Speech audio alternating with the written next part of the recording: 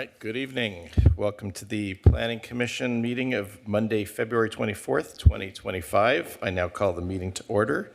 It's time for the Pledge of Allegiance, and I'll ask Commissioner Klepak to lead us tonight. Place your hand over your heart. Ready? Begin. Pledge allegiance to the flag of the United States of America and to the republic for which it stands, one nation, under God, indivisible, with liberty and justice for all. All right, thank you. Anna, will you please read the voice roll call? Chair Harlan. Here. Vice Chair Zick. Here. Commissioner Rojas. Present. Commissioner Klepak. Here. Commissioner Andrade. Here. Commissioner Dixon is absent. Commissioner Martinez. Here. All right, thank you. We don't have any announcements or presentations tonight, so that brings us to public comments. These are for matters not listed on the agenda. Public's comments will be heard this time. These are items that are not listed on our agenda but are within our jurisdiction. I'll open up public comment. If you'd like to speak, please come to either podium, or if you're participating by Zoom, use the raise hand option at the bottom of the screen. And if you're joining us by phone and like to speak, please press *9. So is there anybody in chambers who'd like to speak? Don't all jump at once. Okay, seeing no one. Annie, do we have anybody on Zoom or phone? No, we do not, Mr. Chairman. Oh, okay. I will close public comments. Now on to Planning Commissioner comments and suggestions. Let's start to my left, Commissioner Martinez. Yes, thank you. All right. First, I want to go over some of our past events, usually look forward. So first, last Tuesday, the City Council approved a contract to begin the rezoning process for the city. All I can say is, at last, we are beginning. I'm hopeful that we see some of that progress soon at this body, and I'm just looking forward to it. I really hope it comes soon. Last Sunday, that was yesterday. Yesterday, I went to Ciclavia in Los Angeles. If you're not aware, Ciclavia is an event where they close down a few miles of street and open it up for people walking, biking, roller skating, scooting, however other mode other than in a personal vehicle. It's a great event if you haven't been. Next one's in April.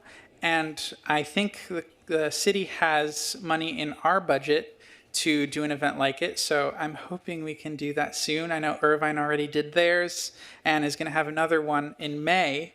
So Costa Mesa, hopefully we can get on that. All right, future events. On Thursday, February 27th at 6 p.m., there will be an active transportation forum in Fullerton at the Fullerton Community Center. This is hosted by Strong Towns Orange County and also Councilman Ahmad Zara in Fullerton. It's a great event. There's a speaker that's going to be there from the city of Costa Mesa. It's our own active transportation coordinator. So I encourage you to attend if you'd like. Let's see. Due on March 4th. If you're interested in all things sanitation, trash, wastewater, the Costa Mesa Sanitary District's Citizens Advisory Committee, their application is now open and it closes on March 4th. So if you're interested, please apply. Civic participation is good. On March 8th, the city and Walk and Rollers will have a community bike skills workshop. That's going to be at 10 a.m. at the Iglesia Harbor Church. Come and learn how to use your bike. Thank you. All right, thank you, Commissioner Martinez. Commissioner Rojas, any comments? I have none, thank you. Okay. Commissioner Klepak? None for me, thanks. Okay. Commissioner Andrade? None. Vice Chair Zick? Nothing tonight, thank you. Okay, I will do the same. Thank you, Commissioner Martinez. Covered us all tonight. All right, that brings us to the consent calendar. We have one item tonight. All matters listed under the consent calendar are considered routine and will be acted on in one motion. There's no separate discussion of these items unless a member of the Planning Commission, staff, or the public specifically request an item to be removed. Do we have anything pulled tonight? Does anyone want to pull the minutes? Okay. No items pulled. Do I have a motion?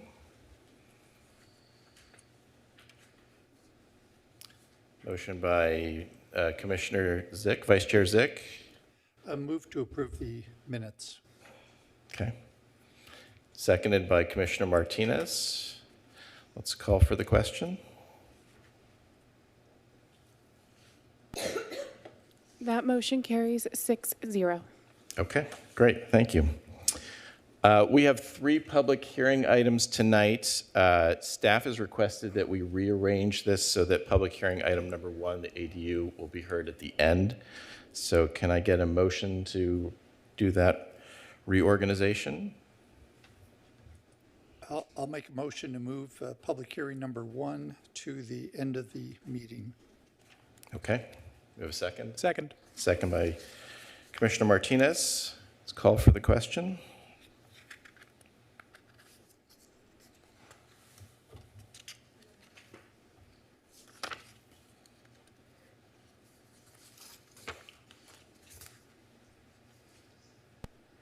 That motion carries 6-0.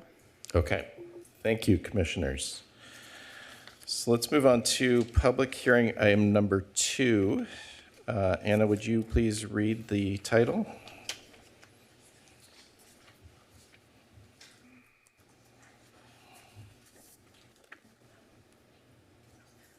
Public hearing item number 2.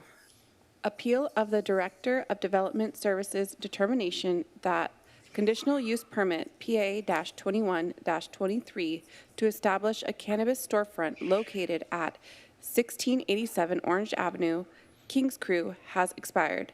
Please note we have not received public comments on this item. This is a call for any ex parte communications. Commissioners, any ex parte communications? Nope. Oh, Vice Chair Zick. Well, so back when this item was originally heard, I visited the site, and of course, I was on the commission when this item came before us. Okay, thank you. And Chair, I'd like to echo that as well. I did not visit the site, but I was on the dais when this was first heard. Okay, so noted. All right, I'll turn it over to Mr. Villalobos to present the item tonight. Good evening, Commissioners. My name is Gabriel Villalobos, and I am an Assistant Planner with the Economic and Development Services Department. Tonight, I'm presenting appeal application PAPL-25-0001, which is a request to appeal the determination made by planning staff regarding the expiration of conditional use permit application PA-21-23. The CUP application was a request to establish a new cannabis retail storefront business named Kings Crew at 1687 Orange Avenue. Project details for the approved CUP include the establishment of the proposed cannabis storefront within an existing 2,278 square foot commercial building, the addition of landscaping to bring the project site further into conformance with city development standards, the restriping of parking stalls at the front and rear of the property to comply with the city's parking design standards, construction of a new driveway and public sidewalk in conformance with city standards, construction of a new trash enclosure at the rear of the property, and the inclusion of a shared parking agreement to use 8 off-site parking spaces in the adjacent shopping center. The CUP was approved by the Planning Commission on September 12, 2022 by a vote of 5-2.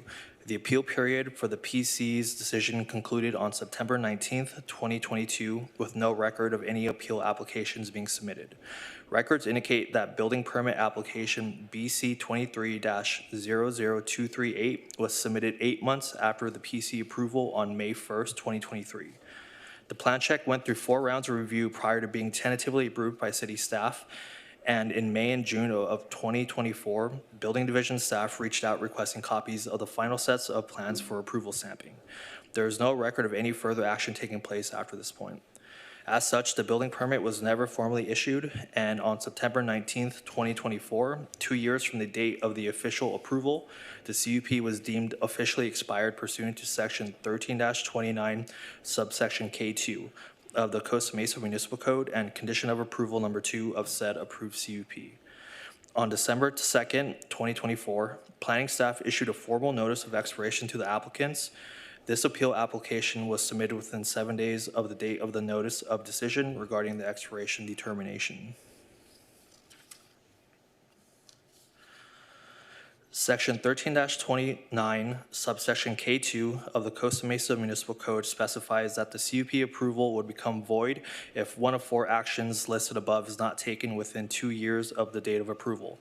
Staff has determined that the building permit was never issued, a certificate of occupancy was never issued, the use was not established, and a business license was not issued, and a time extension was never applied for pursuant to Section 13-29, subsection K4 of the Costa Mesa Municipal Code.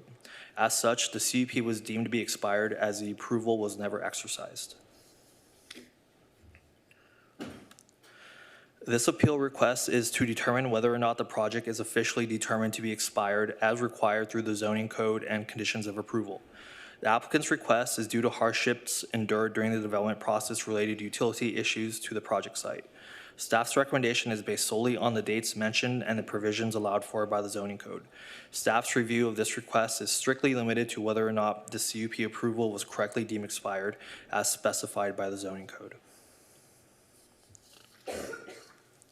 With that being said, staff recommends that the Planning Commission adopt a resolution to find that the appeal is not subject to the California Environmental Quality Act per California Public Resources Code, Section 15268, and uphold the Director of Development Services determination that conditional use permit PA 2123 has expired pursuant to Costa Mesa Municipal Code, Sections 13-29, subsection K2, and conditional use permit condition of approval number 2. That concludes my presentation. I'm available for any questions. Okay, thank you very much, Mr. Villalobos. Commissioners, any questions of staff? Vice Chair Zick and then Commissioner Martinez. Thank you, Mr. Villalobos. Just a couple of questions. On staff report, page 2, you have a sentence that says, as of the date of this report was written, staff has not received any additional applicant information. What was the date that this report was written? I believe the date would have been the 15th, if I remember correctly. Okay, that sounds about right then. Okay, and then the information that the applicant included in their appeal dealing with Southern California Edison, I didn't see any details about that in the staff report. Is that because you don't have any of those details? We don't have that information, but the applicants are here to speak on behalf of that. Got it, okay. And then my last question, are the criteria that you outline on page 3, the actions that have to be taken in order to basically preserve the CUP. So I understand the first one, that's pretty straightforward, a building permit being issued. The second one, I'm kind of curious, for a certificate of occupancy to be issued, I can only imagine that being met without a building permit if the building was moved in as is. So I don't really understand why that would be a criteria. I would almost think you'd have to have a building permit. I see. Thank you. Yeah, Yeah. that's exactly it. It's in a situation where a tenant improvement isn't necessary and just a certificate of occupancy is, so it sort of leaps over the first one. Okay, and is that the same for item number 3, that you wouldn't need a certificate of occupancy either because everything is copacetic with the building and all you need is a business license? Correct. Okay. And then I think my last question at the bottom of that page indicates that there was the application for the building permits May 1st. Were there fees paid at that time? When the application was initially submitted, there were fees assessed, and the payment of fees was not until later on during the process. Fees were assessed but not paid at that time. Is that what you said? Correct. Is that a common practice for the city to begin plan check without receiving fees at that time? So, yeah, thanks, Commissioner Zick. There's actually 2 rounds of fees that are usually collected when a project is processing. First, and the way that the process works is the application gets submitted in, and then staff assesses what the fees will be. And then those next round of fees are basically associated with plan check requirement fees. So to do the plan check, and then the secondary fees that are collected is when plan check's completed, and those are the final issuance of permit fees. Those would be permit fees. Correct. Understand that. So then on the top of page 4, where it indicates that a final set of plans were requested and the building permit fees had not been paid in full, those would be the permit fees, not the plan check fees. Got it. Okay, thank you. Okay. Commissioner Martinez. Thank you. Yeah. First, I'll ask, did the applicant receive notification before the permit ended? No, the applicant was not notified. Typically, it's not common practice for staff to notify applicants. Usually, in certain scenarios, it's really dependent on the applicant to maintain the deadlines and to ensure compliance with that, or at least the timely submittal of a request for an extension of time. Okay. Rookie question, because I don't know how certificates of occupancy work. It's an existing building. Does the building not already have a certificate of occupancy, or how does that work? So in this situation, this project included some fairly significant interior tenant improvements. So once the project gets going and demolition occurs, drywall, electrical, plumbing, whatever removals and replacings are required, that's when the issuances of certificate of occupancy is basically reestablished. So it was before cleaners, and so it went through some changes. Got it. Yeah. Okay. And last question: at the meeting when it was first heard, did the applicant agree to the conditions of approval? Yes, the applicant did agree. Thank you. Okay. Commissioners, any other questions? Commissioner Zick. Yeah, I left off a couple. On the top of page 4, where it indicates that the building technician requested a clean set of plans on May 17th. Was that request made in writing, email, or some written form? Yes, it was sent via email. Okay, I didn't see that in the staff report, but the city has that record. Yes. Okay, and then presumably on the 31st, that follow-up request was also in writing? Correct. Okay, and at that point, the plans had been fully approved? There were no further changes needed, just a clean set of plans to be submitted? Did I understand that correctly? Yes, at that point, all the relevant city departments had tentatively approved plans. The only remaining steps were some additional supplemental information required by the building division, as well as a set of clean plans for all the departments to stamp. Do you know what that supplemental information was that they wanted? Not off the top of my head, no. Okay, all right, thank you. Okay. Seeing no more questions from the dais, I'd like to open the public hearing and ask the applicant or the applicant's representative to come to the podium.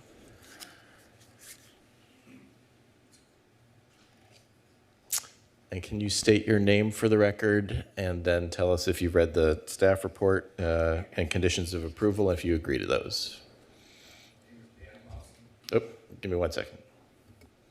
There you go. Okay, Dan Thompson.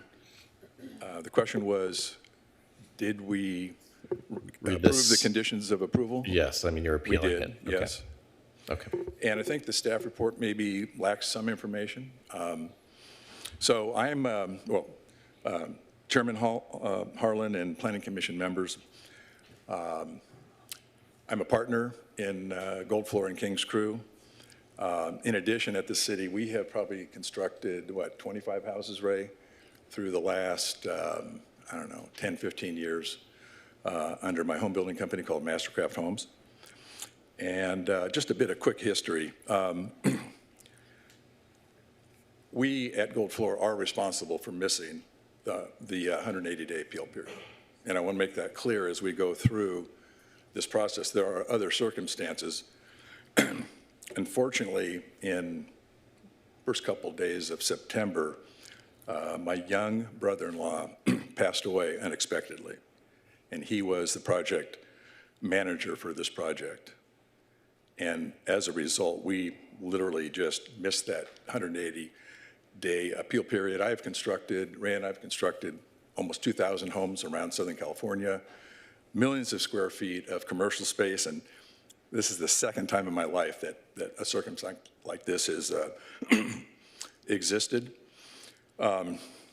With that said, and to actually respond to some of the questions, my partner Ray Dorame here, who's been very also involved in this project, I'd like to hand the microphone to him to talk about our presentation. Okay, sure. Good evening, Ray Dorame, Black Star Contractors, Mastercraft Residential. I've been working in the city for almost 30 years, resident for 10, live on Park Center Place, and well, happy to be here once again for this project and various other projects. Yeah, a couple of things, clarification on this project. This has been one of the more complex projects that I've worked on for a number of reasons, like Scott had mentioned. It used to be a dry cleaners, and the structural integrity of the building itself was very difficult to deal with. If you looked at the original plans that were submitted versus the new plans that you have in front of you, or new plans that were actually almost ready for approval, quote unquote, we had to basically eliminate the back section of that building because of the non-compliance of the structural integrity, as well as other handicap and parking revisions that we had to make. In addition to that, we had to reestablish a water connection through the water district out there at Orange Avenue, which ran, I think we got the comments last year in October, and that whole revision took us about 6 months to get through the water district. And what that really entailed was a reconnection in Orange, our new service line to our building, but more importantly, my plans couldn't get approved because engineering was requesting an encroachment permit. And at that time, the owner couldn't actually pull that encroachment permit because my license is a B license. You need to have an A license in order to have that, pull that permit, which means you have to have a prime contract, you have to have everything bid out, and it would have taken a good probably 3 or 4 months to pull that encroachment permit. In addition to that, in May, SCE came by and said we had to redesign the electrical plans because there was 2 services that were servicing that building. And so even though the plans were theoretically approved, they weren't. We had to go back, re-engineer the whole thing, put in a new service, and submit that to building and safety. And about that time, that's when Noah had passed away, and we kind of lost some continuity between the contracting side and the ownership, which pushed things out a little bit. Now, back in, I think, July, my team had reached out to the city. We reached out to our planner, reached out to building and safety, reached out to the water department because we knew the time clock was ticking. They came back, and the email that you have, Gabriel, is a response back from us, from our response, our request to the city, saying, okay, how much time do we have? We know the water district plans are going to expire in March. We know that building and safety plans are going to expire in March. Planning never got back to me, and that's part of my fault. I should have followed up on that. But to find out that Nancy had actually left the planning department several months later. So we're trying to be proactive, trying to get these plans approved, trying to find out what's left, and also very confused about that building and safety email, because back in April, those plans were shown as being approved, and nothing else was needed. So why did they need additional information back in June and July? That was by then, it didn't make a difference because we had to resubmit for electrical anyways. So that being said, we kept on bidding out the project because we actually lost track that it had been, the CUP had expired. We're still bidding, still working on the plans, and then we received the notice, I think, in late November, early December, that the CUP had expired. And at that time, all bets were off. Now, in terms of the fees, we were paying plan check fees all the way through.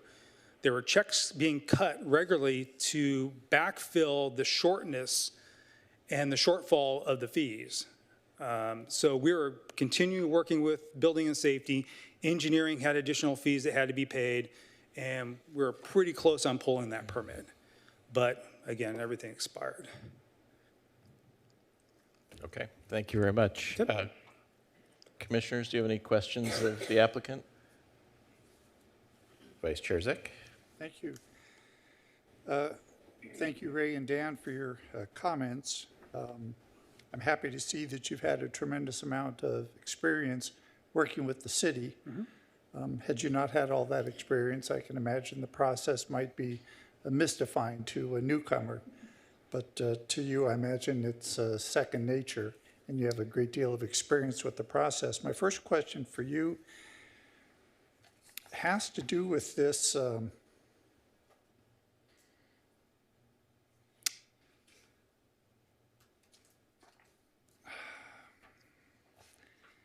this issue with Edison.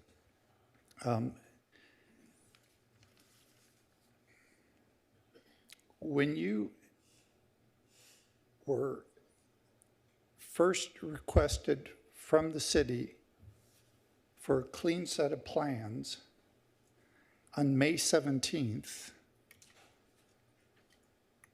can you explain to me why you didn't respond to that? Okay, so first of all, on 4/10/24, we were given notice within your system that plans were approved at the planning, building, and public works transportation side. Okay? Okay. Plans were not approved at public works engineering because of the encroachment permit. Okay. Then on, let's see, about 6/19 we reached out to building and safety to see what else is needed, make sure everything was in compliance. So back up just a second to my question. The city sends you a request in writing on May 17th asking for a clean set of plans. Correct. What was your response to that request? I'd have to check with the VP who is actually responding back, but however, the response should have been that we could not resubmit the plans because Edison, we're changing all the electrical, which means that I couldn't pull the permit or a viable permit under the old plans. When did Edison make their change? Edison visited the site with us on 5/16. And I apologize for not bringing that email from Edison. And that was. Well, this would be the place and time to bring that. Correct. Mm-hmm. Okay, let me ask you another question then. How long did it take you to re-engineer the plans according to the new information you'd received from Edison? It's about two and a half months. To redo the electrical? Do the electrical, we had also cost increases, over $300,000. I'm not asking about cost. I'm talking about an engineer putting pencil to paper to change your electrical plan according to the new information that Edison had given you. It was about a month and a half, 2 months to get that. My architects, engineers are busy doing other projects, so it took them a while to get that pushed through.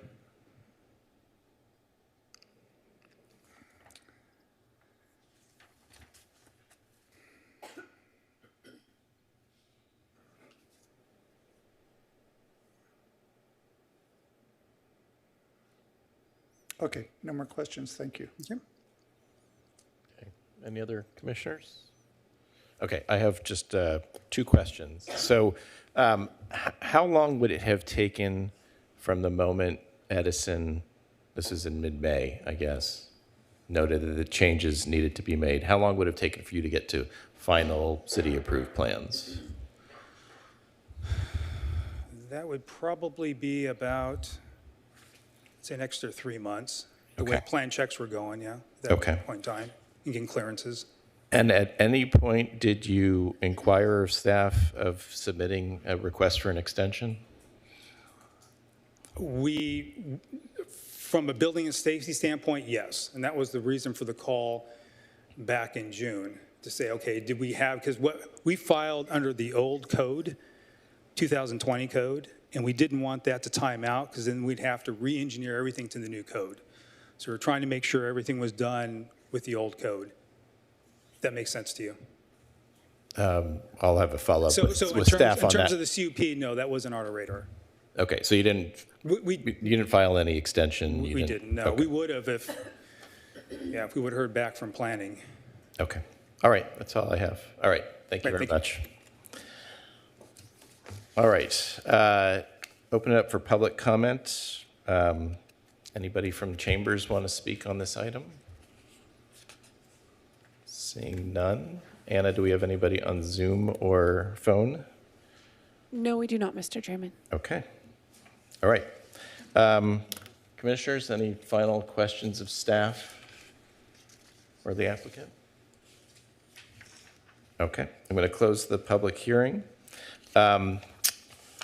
Commissioners, do we have anybody who wants to make a motion? Vice Chair Zick? I move that we find the appeal is not subject to the California Environmental Quality Act per California Public Resources Code, Section 15268, and uphold the Director of Development Services determination that the conditional use permit had expired pursuant to our municipal code, the sections referenced in staff recommendation, and the conditional use permit condition of approval number 2. And I will elaborate if I get a second. Sure. See a second by Commissioner Martinez, so you will get to elaborate. So,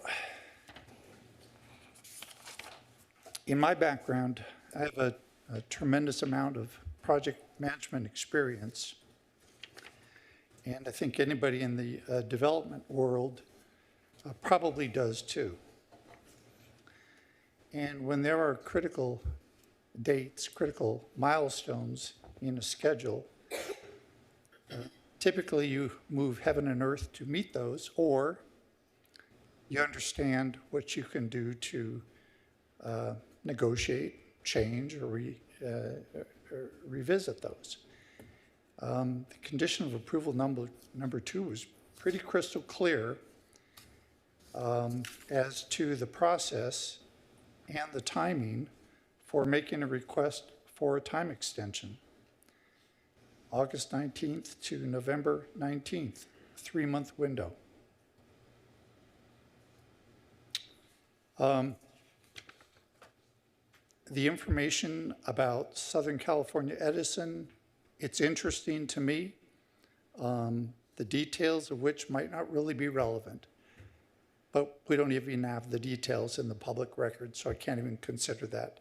And if you're making an appeal based on something like that, I would think those details would be important for you to present. Very sorry, Dan, to hear about your brother-in-law and his passing in September. I understand that. But to me, managing the time on this project is still incumbent on you and your team to do that. I think the city staff has, from the record here, has had a tremendous amount of communication with you and your team regarding the plans, regarding the 4 rounds of changes, regarding requests for additional plans, requesting that 2 times. Seems to me they have bent over backwards to try to work with you, and I don't see any information in the record that would support overturning the appeal. I'm sorry. Commissioner Martinez? I think that this is a most unfortunate situation. It's, yeah, it's unfortunate. I think in the future, we could have Tessa actually give a notification when a plan is about to expire. It's totally electronic. It should be easy enough to do something like that. I think that we have to implement the code as written. We have to stick by it, and we're not a policy setting body. So if it gets appealed again first, it would be nice to have all of the documents, all of the emails, and then council, if it gets appealed, they can actually decide if they would like to bend the code, flex the code a little bit. But yeah, I think this is just, we're applying the code. We're going to stick to that. And it is what it is. Okay, thank you. Commissioner Martinez, any other commission comments? Okay, before we call for the question, I'll be supporting this motion as well, and I agree with my colleagues. It is very much an unfortunate situation. And it may appear that the code has a harsh result here. What I do want to point out, though, is that the code does provide for some flexibility. There is the request for 180-day extension. And that's a hard thing for me to get past. I think Vice Chair Zick noted, you put every effort you can into making sure your project moves forward. That seems like it would have been a simple request just to make that extension to get yourself some breathing room, especially with so much investment at risk. So I'm sympathetic to some of the other facts that you presented tonight. I don't think they necessarily change the calculus for me. And I will, like I said, be supporting this motion. Okay, let's call for the question.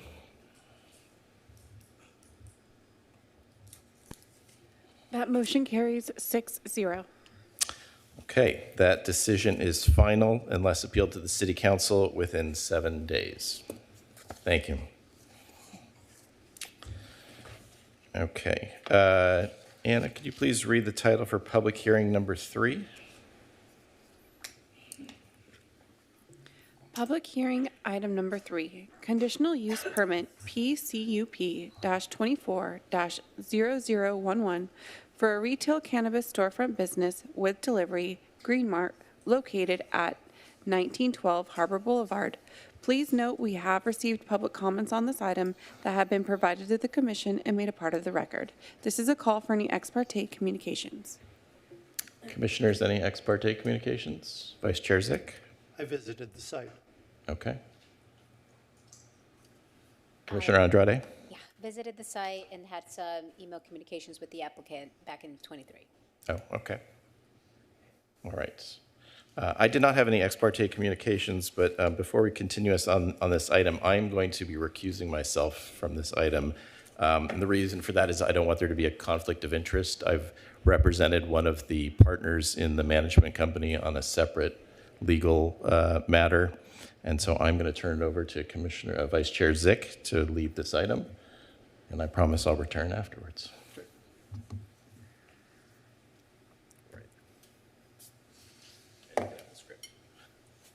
Thank you.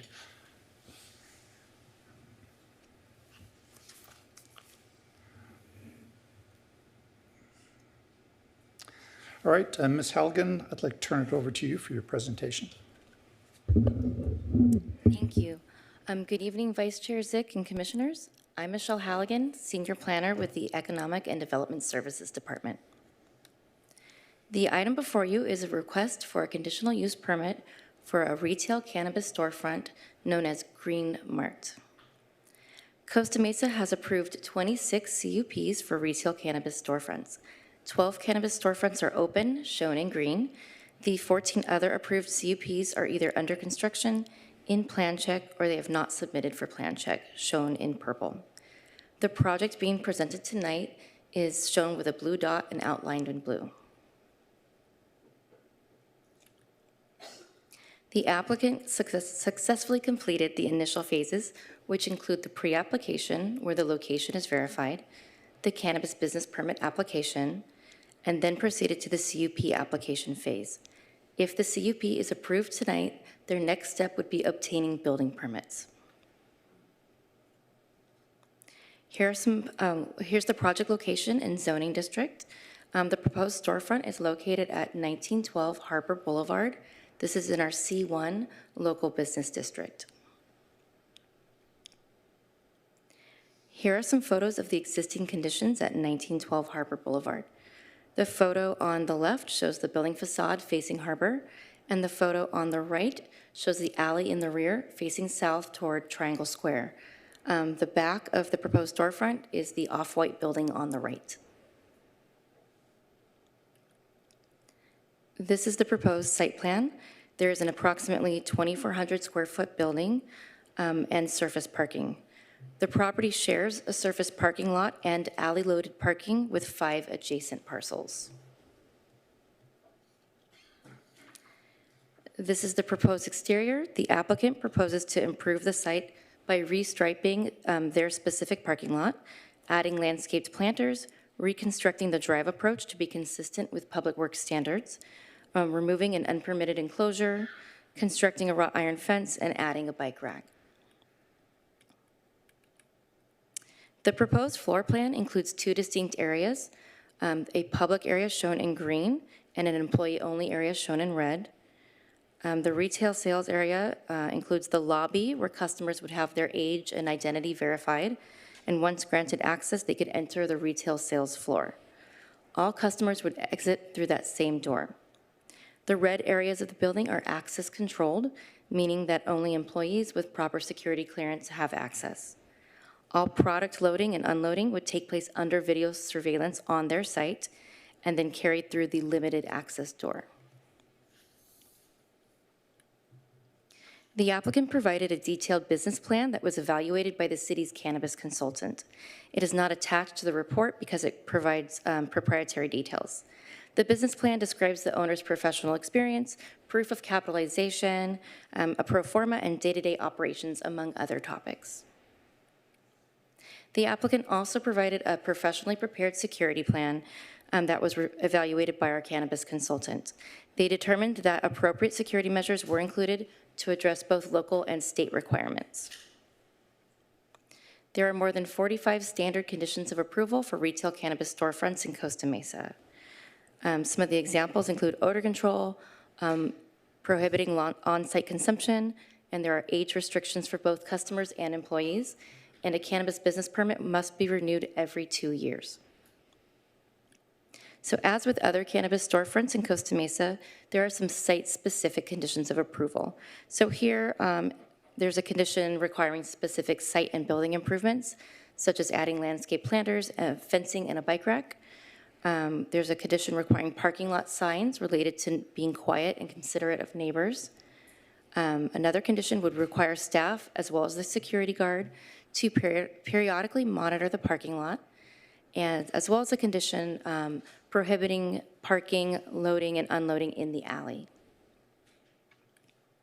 Staff recommends that the Planning Commission adopt a resolution to find the project categorically exempt from the provisions of the California Environmental Quality Act per Section 15301, Class 1, Existing Facilities, and approve planning application PCUP-24-0011, subject to conditions of approval and code requirements. The applicant, Keith Scheinberg, has prepared a presentation for the commission tonight. This concludes staff's presentation. Thank you, Ms. Halligan. Commissioners, any questions of staff? Commissioner Martinez? Thank you, Vice Chair. Yeah, first I'll get started with the floor plan, because I was just looking at it now, and I'm wondering, is there access between the employee-controlled area and the general area? And where?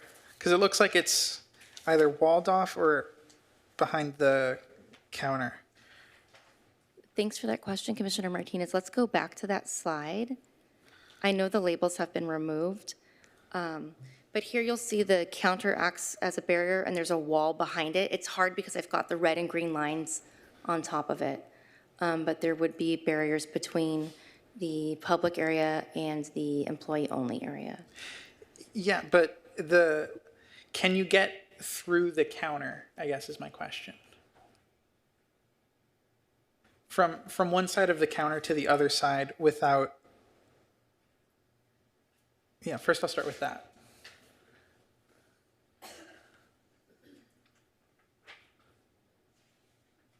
Please give me a minute. I'm going to go ahead and check the plans again. It's not a requirement, so that's not something I know off the top of my head, so I'm going to take a look. Okay. Yeah, because when I'm looking at this plan, to me, it seems like in order to get from employee only to retail sales, you have to exit the building and then go back in, is what it looks like to me. So,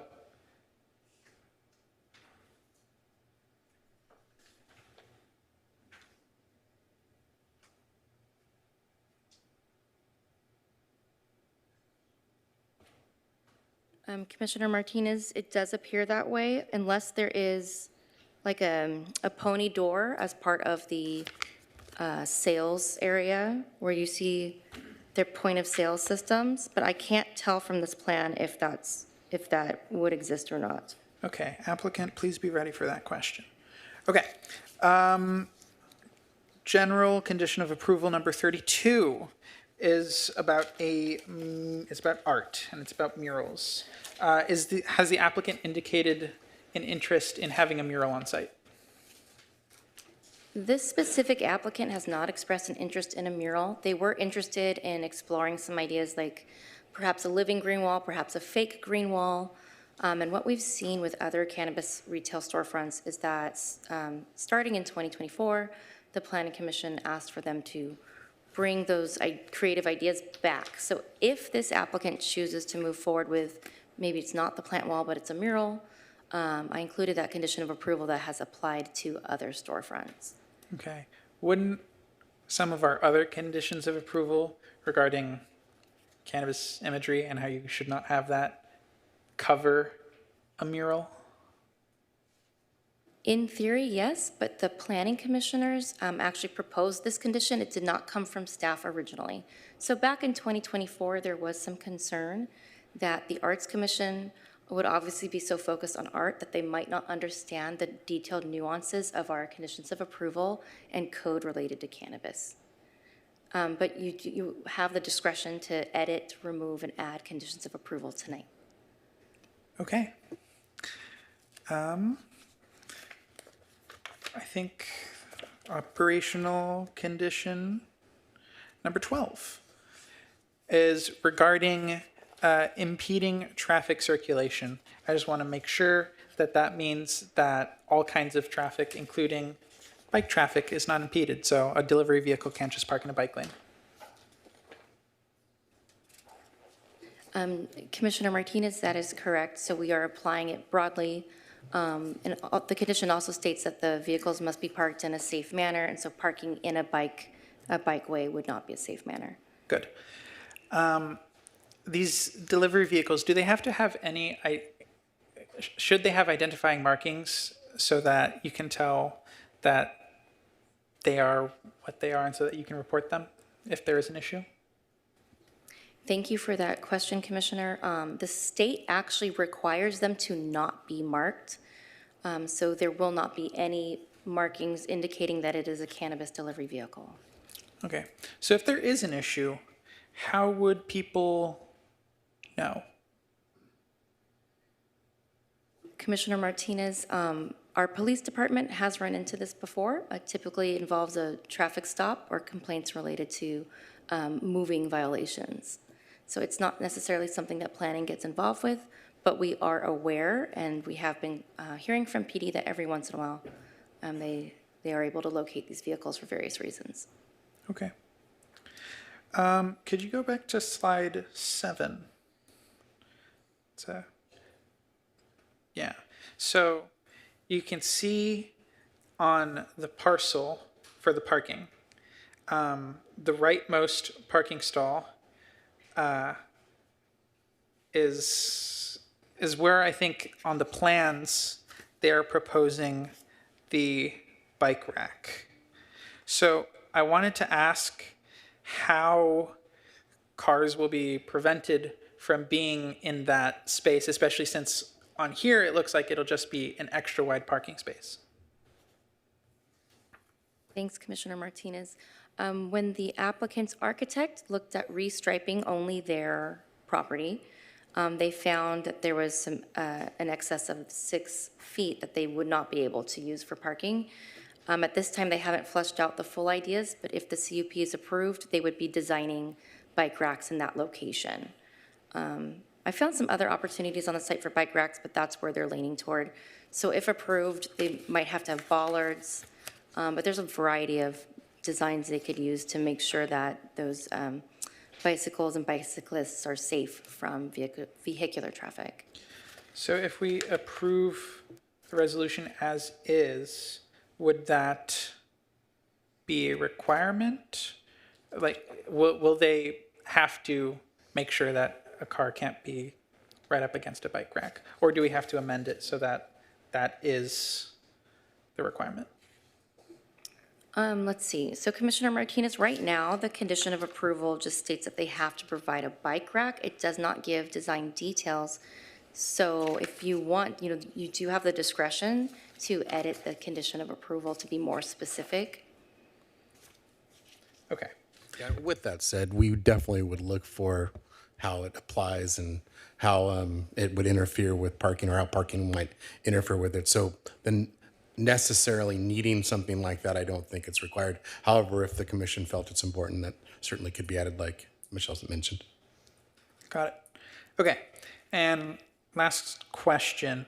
In our operational conditions, there are various mentions of delivery vehicles, and delivery could be delivery to this facility or delivery from this facility to a resident. So I wanted to ask, if we distinguish between the two types of delivery vehicles in any way, since we use the same phrase, delivery vehicle, for both kinds of operation.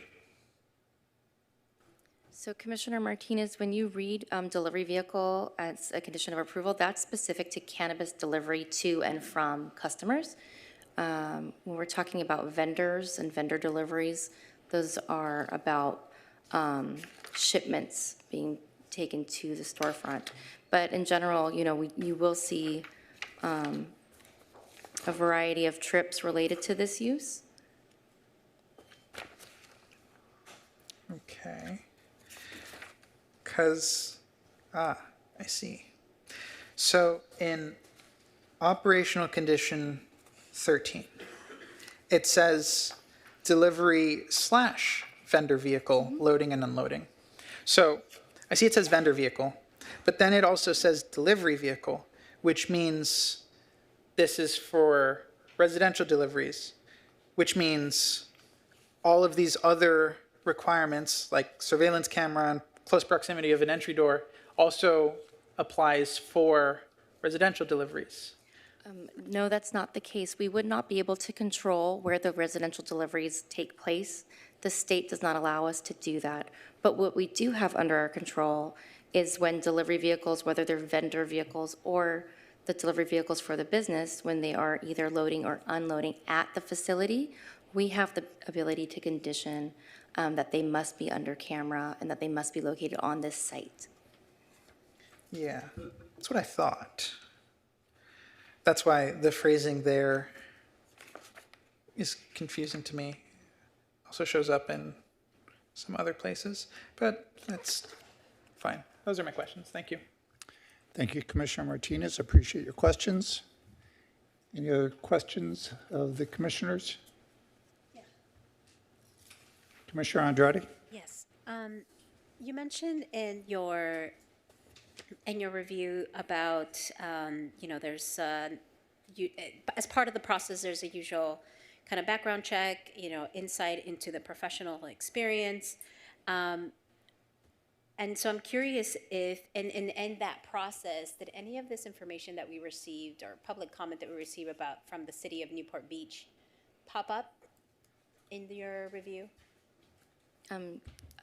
Commissioner Andrade, so I don't receive the results. We rely upon HDL to review them. But I did speak with HDL today, and they specified that code cases would not be something that shows up on a background check. So they're looking at criminal record and at financial records. So they're looking at arrests, dispositions, if any items were expunged, they're looking for bankruptcies and things like that. So code cases would not show up on a background check. So even though it was a kind of a violation of a code enforcement of a business in Newport Beach, it still wouldn't show up? Because- Correct, it was not a criminal, criminal charges were not pressed, so it would not have shown up on the background check. And it would not be something that HDL would consider when reviewing a cannabis applicant. Got it. Okay, thank you. Thank you, Commissioner Andrade. Anybody else with questions? Okay, I've got a couple, and I'll just start with this slide, Ms. Halligan. So all of the parking from left to right on this diagram is part of the shared parking agreement, both on the Harbor Boulevard side and the alley side? Vice Chair Zick, yes, that's correct. Okay. And I don't recall seeing an aerial photo as part of your presentation.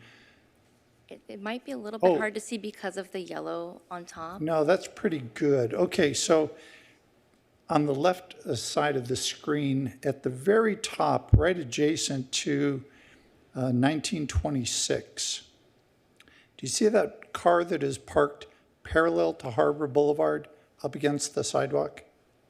Yes, I see it.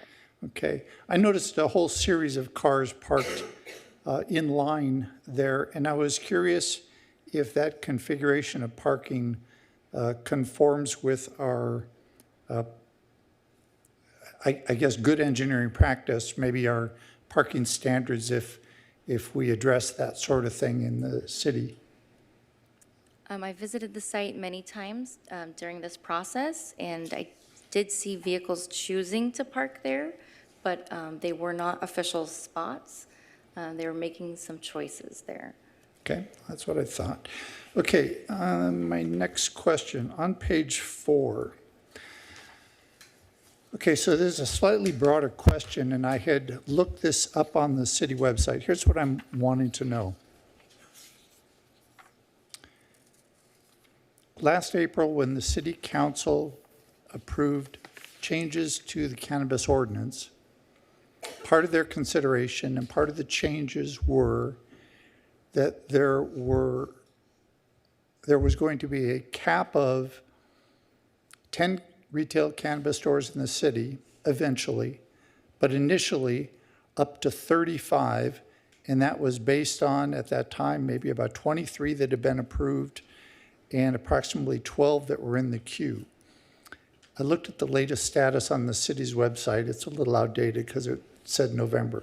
My question to you is, not counting this application, how many additional cannabis applications is the city still working on? Vice Chair Zick, not including this application, we have a CUP that was continued in a previous year that may be coming back. The applicant has asked for more time. And then we have 2 others. Both of those applicants have also been asking for more time. Okay, so if I said 3, would that be correct? That's correct. Okay. And is there any estimate from staff as to what month of this year or by what time this year we might expect to see those? Unfortunately, we don't have complete applications for 2 of them, so we won't be able to schedule them until their application is complete. And it's up to the applicant to meet all of the required corrections. Okay, let me ask a question slightly different, and it isn't pertaining directly to this application, but it's in the context of this. Council's intention was to not penalize anyone close to the finish line in getting their CUP public hearing. How long are we willing to work on these or wait for these before we consider them no longer in line for a public hearing? Vice Chair Zick, that's something I think we can talk to leadership about if we want to establish a specific timeline. If you'd come back to us with an answer on that, I'd appreciate it. Okay, my next question has to do with page 13. and I know we have some commissioners who are always interested in this topic. So at the very bottom, you quite clearly indicate that the city of Costa Mesa cannot impose a minimum parking requirement for this application, and you elaborate on the reasons for that. The question I have is, and I'm not looking for a response tonight, but I am looking for a response. As you contemplate all the future development up and down Harbor Boulevard, significant development up and down Harbor Boulevard, none of which will require minimum parking by this same logic, have you considered what kind of impact that will be and what you might do to address that impact? That's my question for a future discussion. Thank you, Commissioner Zick. We'll get on that. Okay. And that's it for my questions. Anyone else have a question? Yeah. Commissioner Andrade.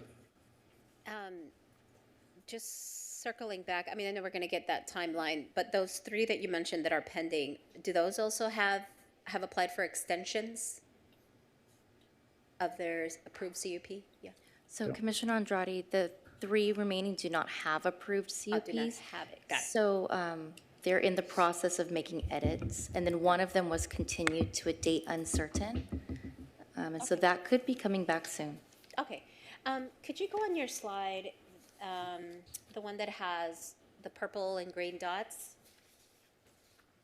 Sorry, I lost track there, which slide that was.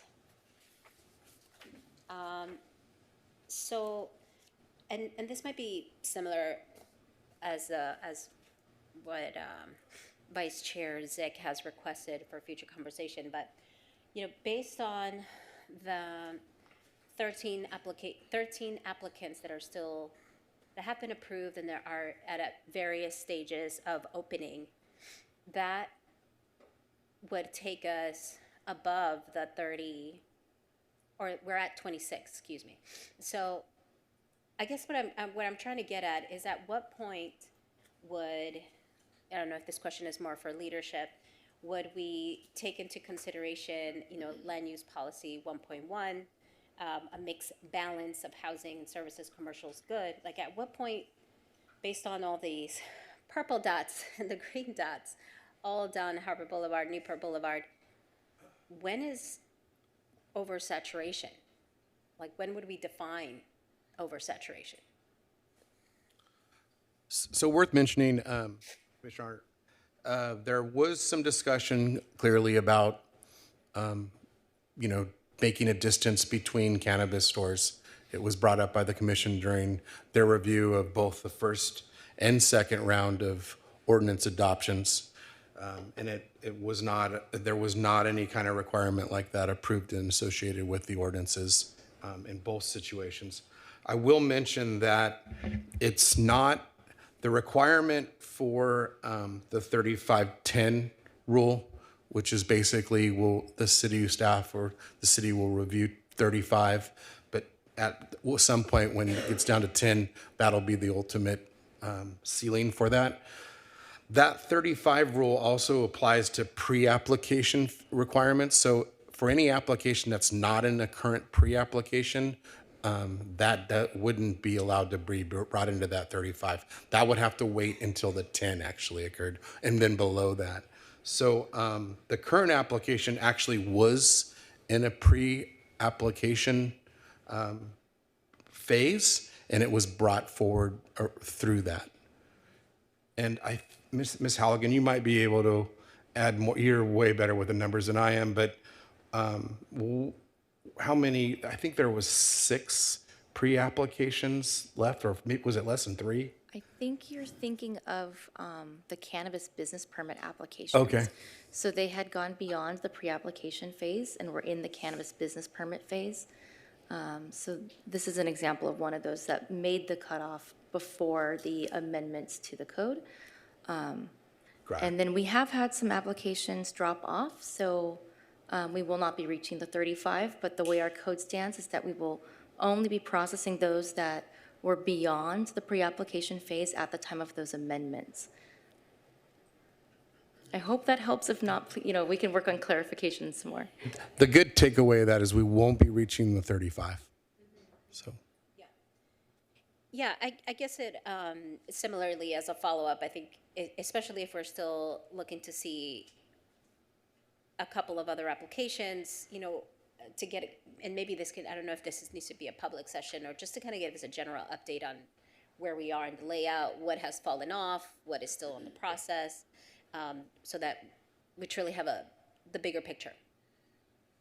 Commissioner Andrade, I do have a brief overview I can provide. Okay. Let's see here. So today we have 26 approved CUPs. There are 4 CUPs in progress, including this one. So we have 12 storefronts that are open, 5 that are under construction, and then we have 5 that are in plan check, and we have 4 that have been approved as CUPs but have not submitted for plan check. So overall, right now, there are 30 in the process, but actually, given the public hearing item earlier tonight, it would be 29 that are possible, not 30, as possible. Thank you. Thank you, Commissioner Andrade.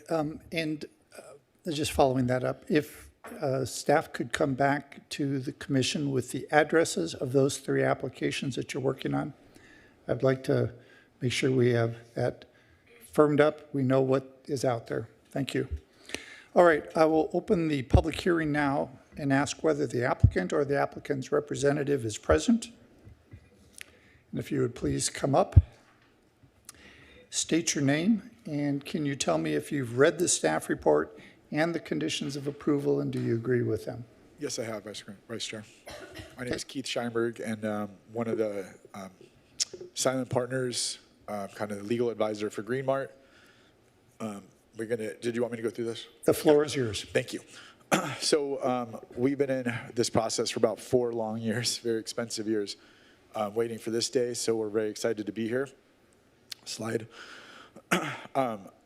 A little bit about myself and my partner, who is going to be the operational partner. I founded Cryo Innovations in 2015 in Newport Beach, California. We manufacture cryotherapy chambers for gyms, VAs, and the government. I'm also an owner of Cryo Recovery Lounge, which is right next door to it.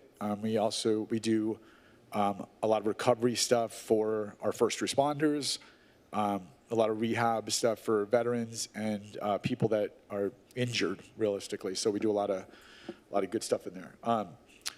I have a bachelor's in science and biology, emphasis in genetics from SDSU, a law degree from Chapman University.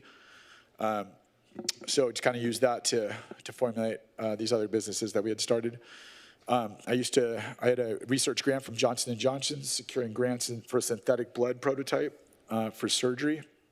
Also a couple military contracts for fire retardant blanket technology. I attended New Mexico Military Institute through high school, graduated, and I'm currently state active duty with the CSG in the 40th Infantry Support Division, based out of Los Alamitos.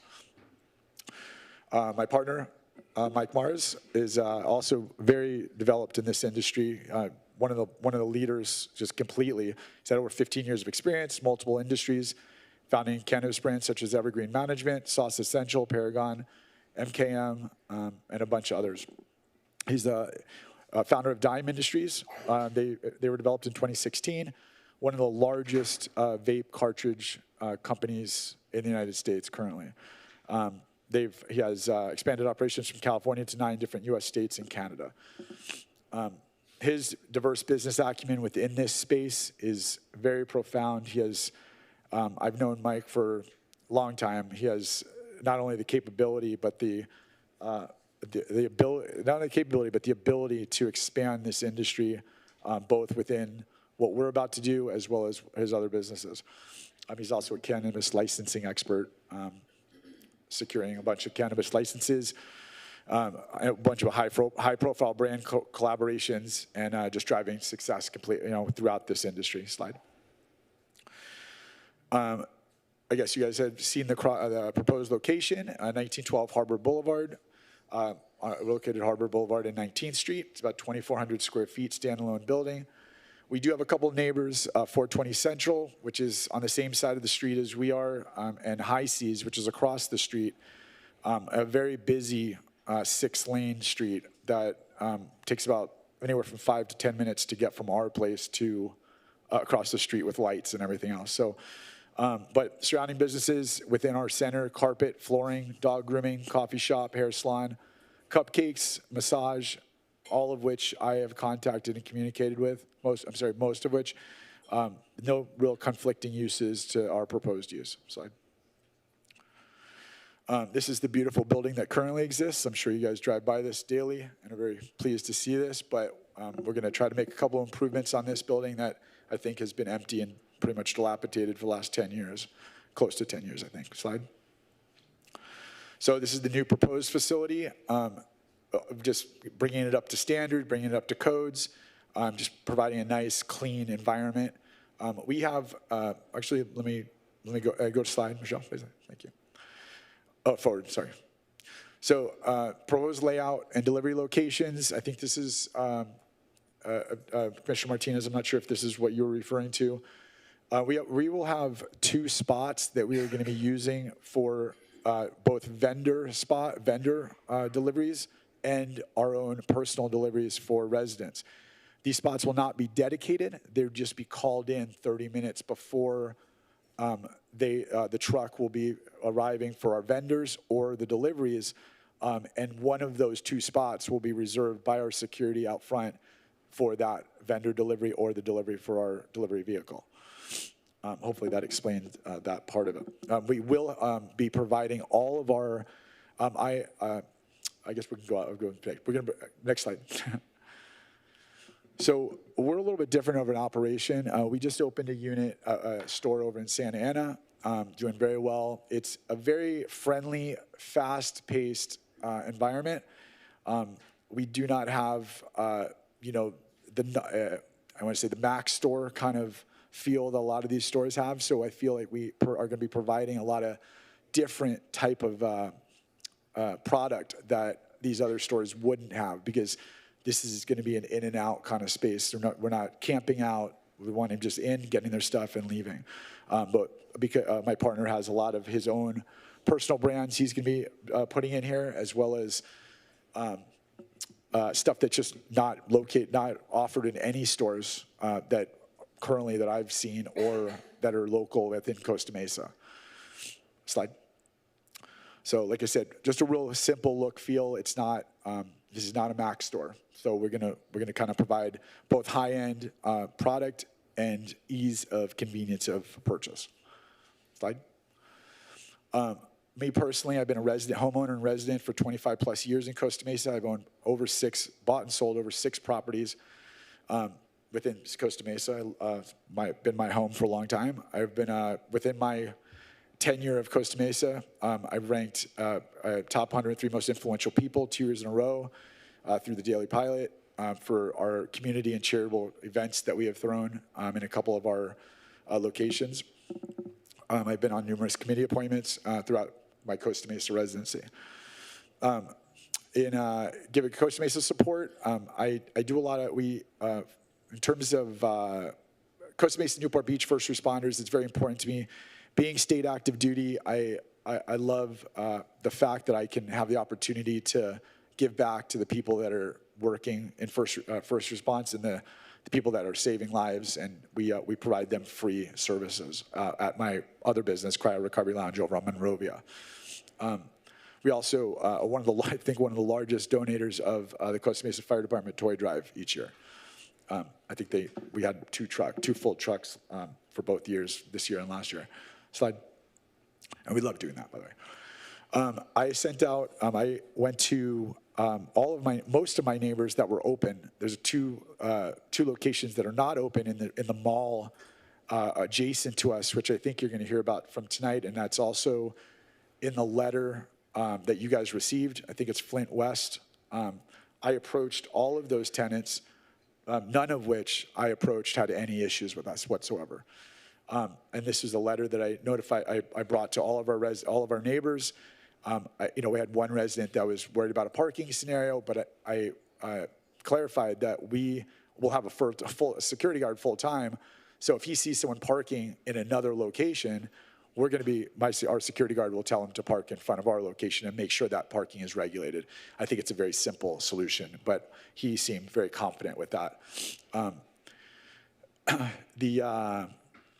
So everyone seemed very positive. I did not get any negative feedback from anyone that was associated with or the people that were in those properties. The letter that I'm not sure if you wanted me to discuss that or. It's up to you. Okay. Let's go slide. I'll just talk about it at the end. So Greenbart will only be hiring Costa Mesa residents as much as possible. We're also going to be providing them e-bikes to take advantage of our really cool new bike lanes that we have and our friendly street bike program. Once again, I visited over 15 businesses local to us to collect feedback. Parking was discussed. Like I said, we kind of resolved that. There was no real, he was just worried about that we were going to take up some of the spots. And I think, as you guys know, some of these other dispensaries do not, they have one car in the parking lot at any one time. Our place is going to be very fast, in and out. Their parking lots are not being utilized whatsoever. There's like 1 or 2 cars in that parking lot, plus employees. With our bike program that we're going to be giving the bikes to our employees, we're not going to have any employees parking there. So that's going to be a kind of cool scenario as well. All vendor deliveries will take place in one of the 2 spots. I think I showed you on that slide. Like I said, just to repeat that, we're going to be, with all angles of surveillance, those 2 spots will be under. Outbound deliveries will take place a few times a day, and we'll notify the store that they're coming to pick up the delivery about 30 minutes prior. Our security will go cone off that one of 2 parking spots.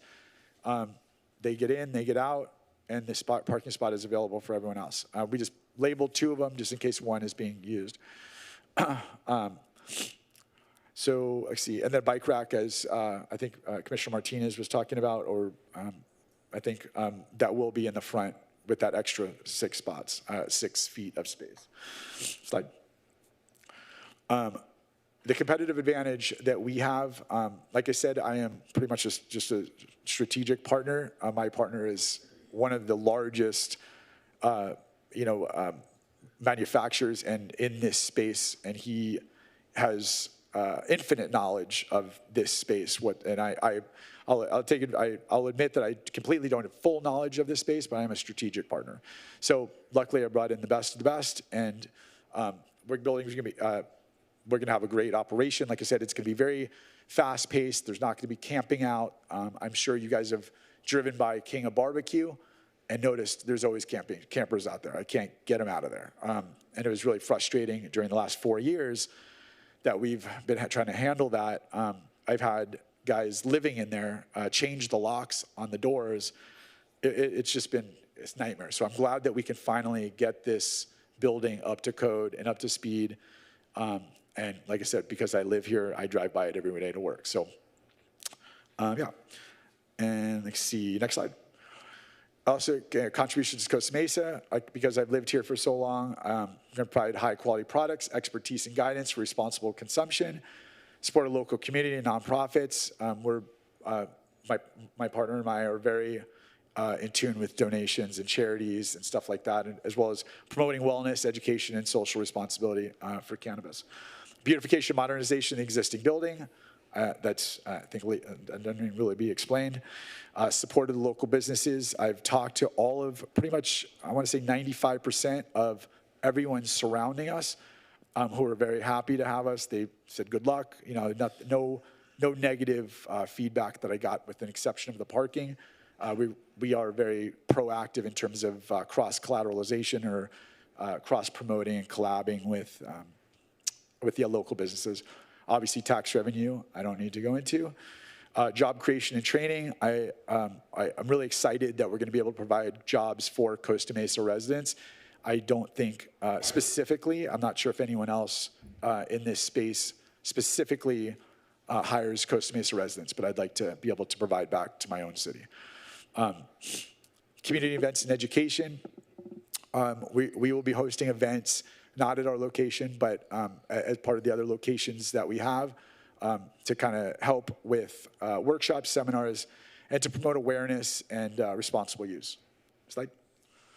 And yeah, that's the end of my presentation. I'd like to address a couple of things. You guys received a letter from a landlord, Flynn West, I think it was, that had some issues with or concerns that there was crime and the riffraff and a couple other issues that they had to deal with because they had a legal operation, one of the illegal operations running in there for 3 years. So I completely understand their predicament, thinking that this is going to be, based on their what they've had. The difference is that this is a very professionally run setup.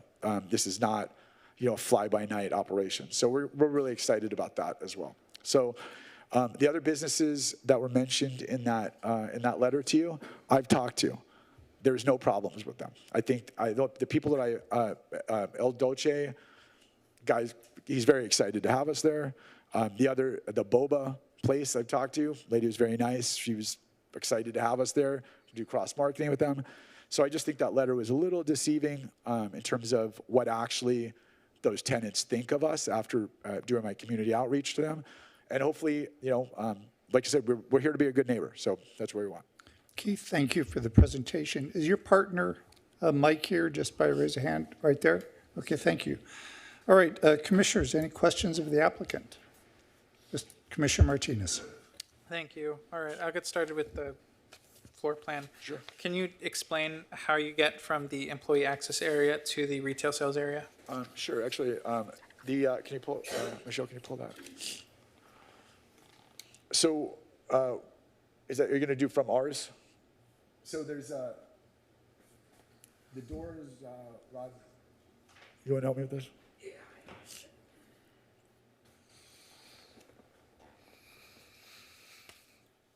See the two restrooms? I'm Rod, J. Bear, drew the plans.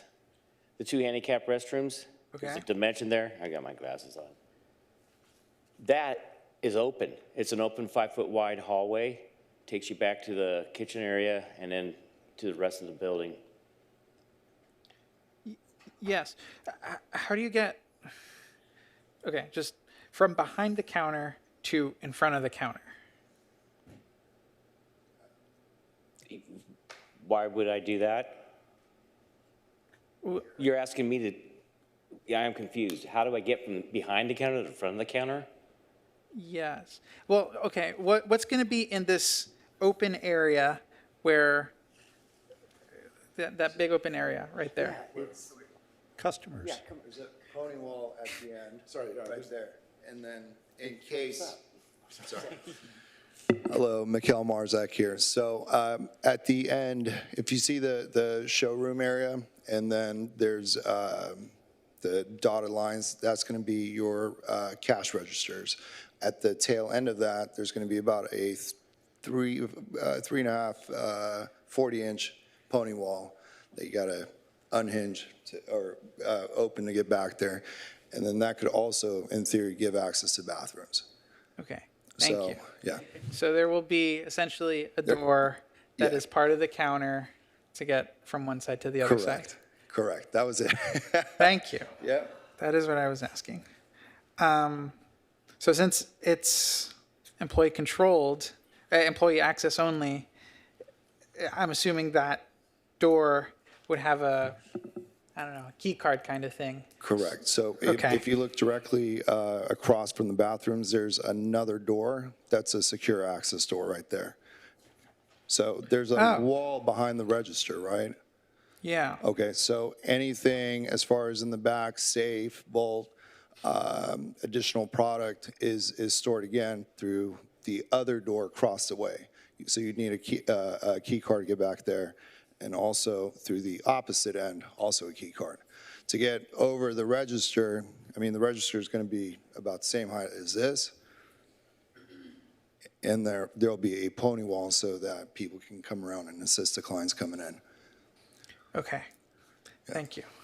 Sure. That's it. Thank you, and I'm glad you understand that. Commissioners, any other questions of the applicant?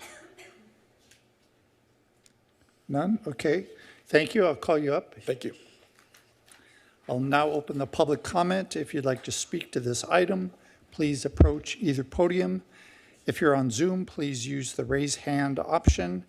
And if you're joining the meeting on your phone and would like to speak, please press *9.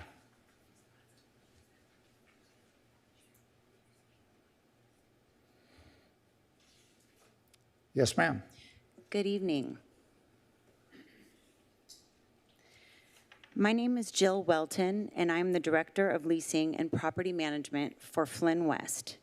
We are the property management company for the retail center located at 1902 through 1906 Harbor Boulevard and 440 through 446 West 19th Street. Our retail center is located directly next door to the proposed dispensary with a shared parking lot. I am here to express our opposition to the CUP application being considered. The property management company has experienced firsthand the negative impact that a dispensary has had in this location. In 2020, we leased a space in our center to what we were fraudulently told was a skincare business, and they opened an illegal dispensary.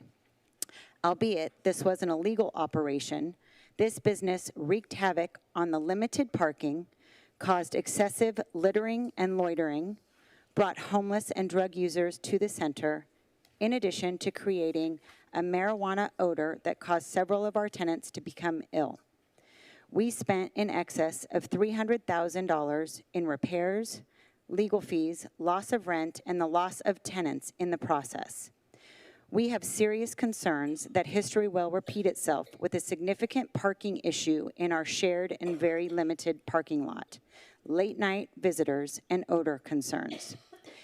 In addition, we have several businesses serving predominantly families and children, and those businesses have shared their concerns in the emails they have sent to all of you.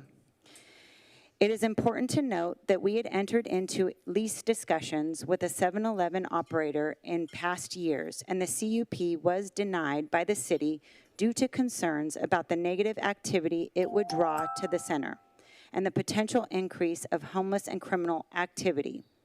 We would like the same consideration as it relates to a cannabis dispensary.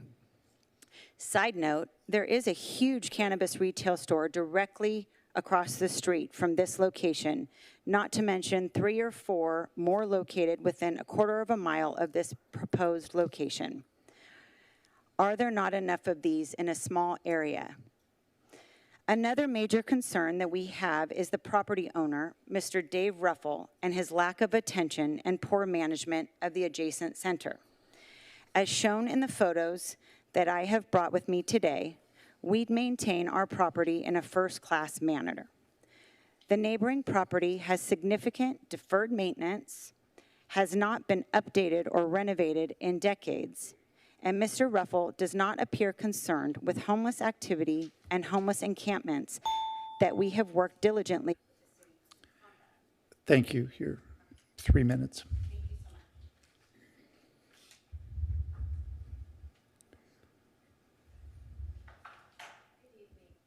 Am I on? Yes, you are. Go ahead. Good evening, Commissioners. My name is Jane Flynn. I am the president of Flynn West, which is the property manager of the adjacent property located at the corner of Harbor 19th Street. Additionally, I am an owner of that property that I just described.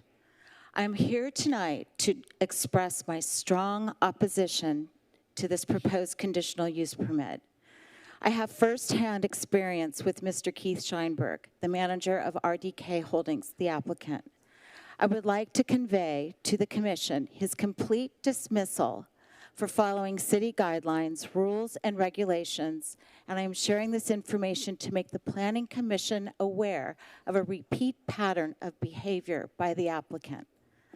As with this property, I was an adjacent landlord to a residential unit located at 424 32nd Street in Newport Beach, where Mr. Scheinberg posed as a residential tenant in order to lease the unit.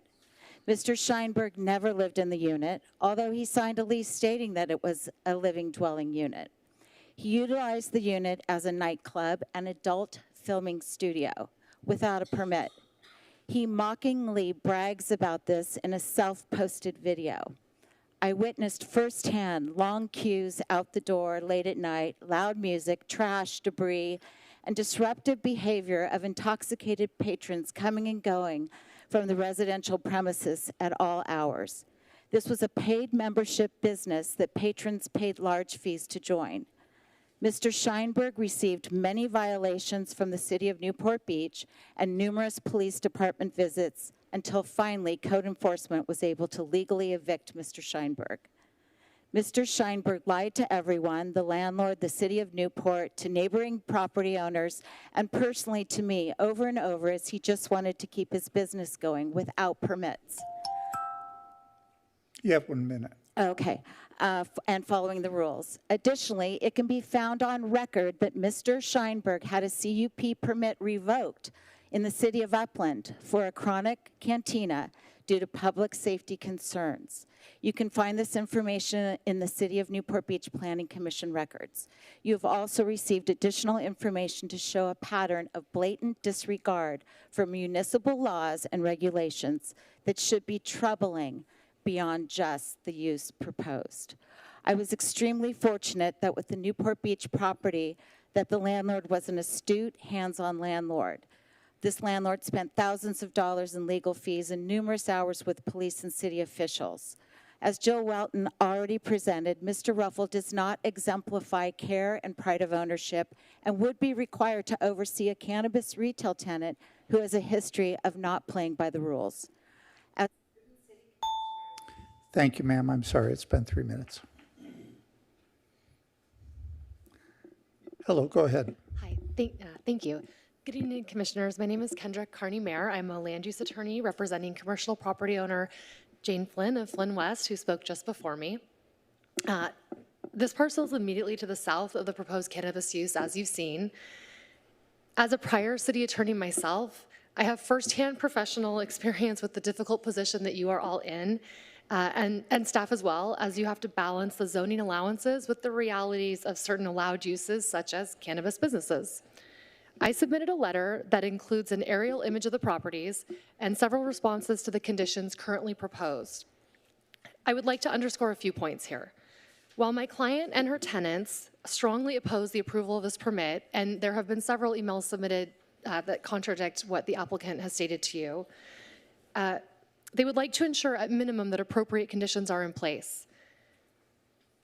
Importantly, the conditions proposed appear to defer mitigation to a later time, after issues are presented, instead of proactively attempting to prevent these issues from developing. This puts a significant onus on the surrounding owners and tenants to monitor the use and report concerns. At a minimum, we request the Commission consider an additional condition that would trigger the review and revocation of a CUP if 3 or perhaps more valid verified complaints are received by city staff, and also consider an annual review that incorporates feedback from the surrounding community to confirm that the operator adheres to the CUP.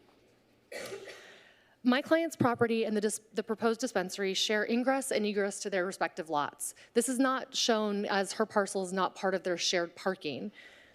Operational condition number 7 defers mitigation and merely indicates that in the event of parking problems, the operator will address it. This is similar for loading and delivery access. It is unclear how this will be enforced and what exactly is considered problematic. Similarly, for odor attenuation and public safety concerns, it is unclear how these will be enforced and at what point that use becomes officially problematic. Finally, there are inconsistencies in the compatibility of this use with the existing uses. Unlike prior uses before it, the proposed use has long hours with lots of expected traffic. The tenant improvements proposed, while undoubtedly improvements, are out of sync with the immediate surrounding buildings. Finally, it appears contradictory to determine that no rear access is allowed without addressing what happens to the existing rear access and to continue to maintain what appears to be a fireplace inside of a retail location.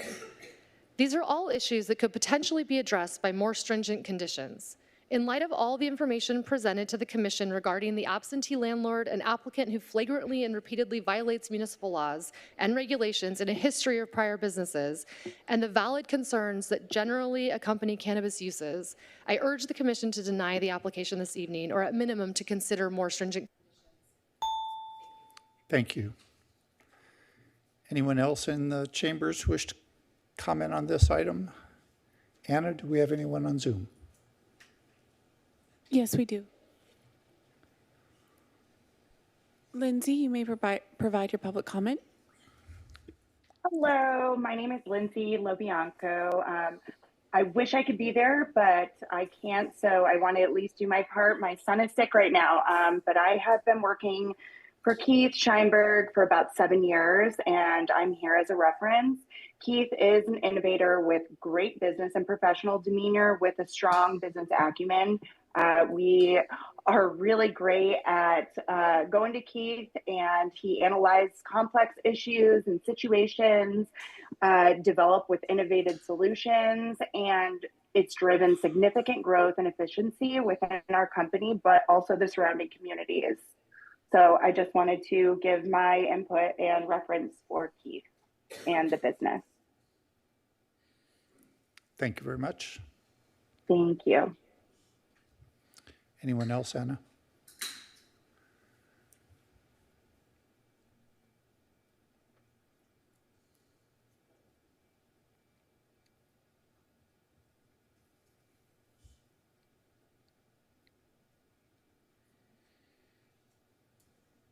Breely, you may provide your public comment.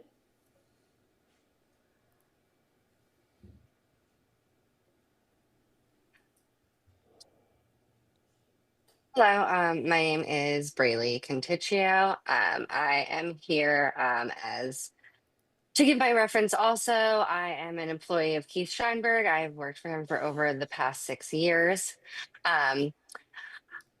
Keith has always demonstrated leadership and strategic thinking.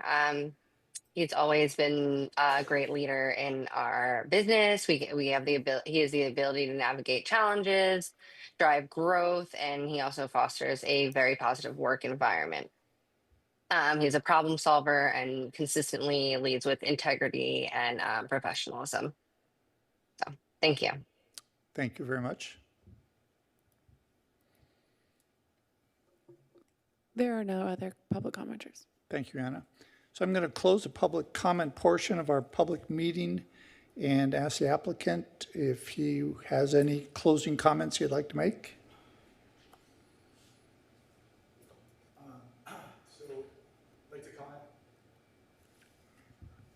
I'd like to comment on the Upland CUP. I'm not sure if Ms. Flynn actually did the Google search on that, but the Upland mayor did 2 years in federal penitentiary for extortion based on a CUP that he pulled from us. He tried to extort our business. This is all on Google.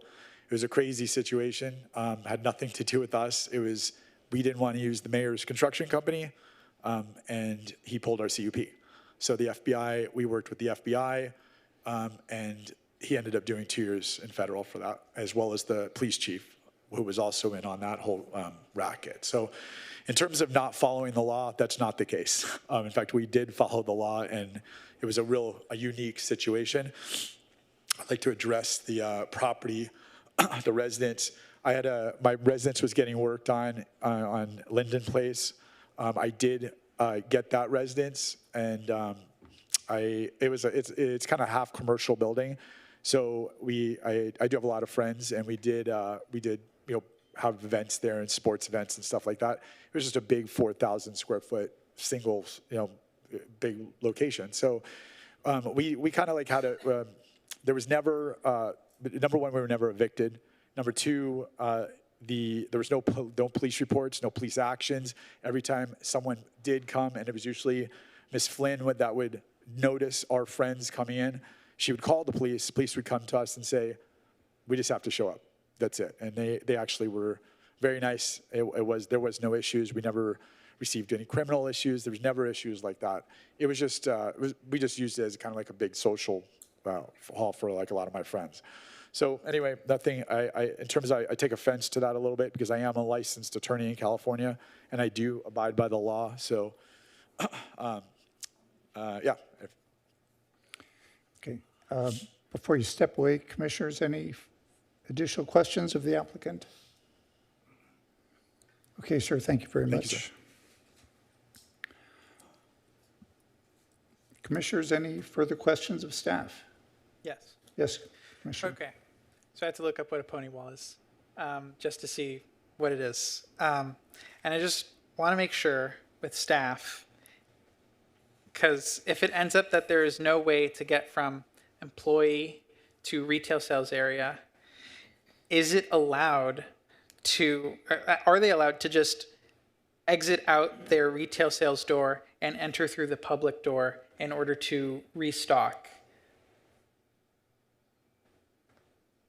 Commissioner Martinez, I'm not aware if there's a building code against that or not. I would have to defer to our building division, and then likely also our cannabis consultant, HDL. But we do typically see these pony walls where there's a electronic fob that allows employee-only access. Yeah, it's not really a building code thing for me. It's a security question for me to exit the building with merchandise. Right, so that's, I would want to defer to HDL and then talk to our building division, because I believe what they're proposing is to have a pony wall where their point of sale systems are. Okay. And if I might add, even if they don't have access, which I don't clearly see on this plan, other than going outside, they could place items from the back area on the counter, come around, and then put them in the area. It's not, I mean, it's not the way I would ideally see it, but it could be obviously done without taking product out. Again, we have had this plan reviewed by HDL for conformance with state regulations in regards to floor plan, and they did approve it. So my assumption is it is approvable. Okay. Thank you. Commissioners, any further questions? I've got a couple for staff. Does HDL or the city conduct any sort of validation, investigation regarding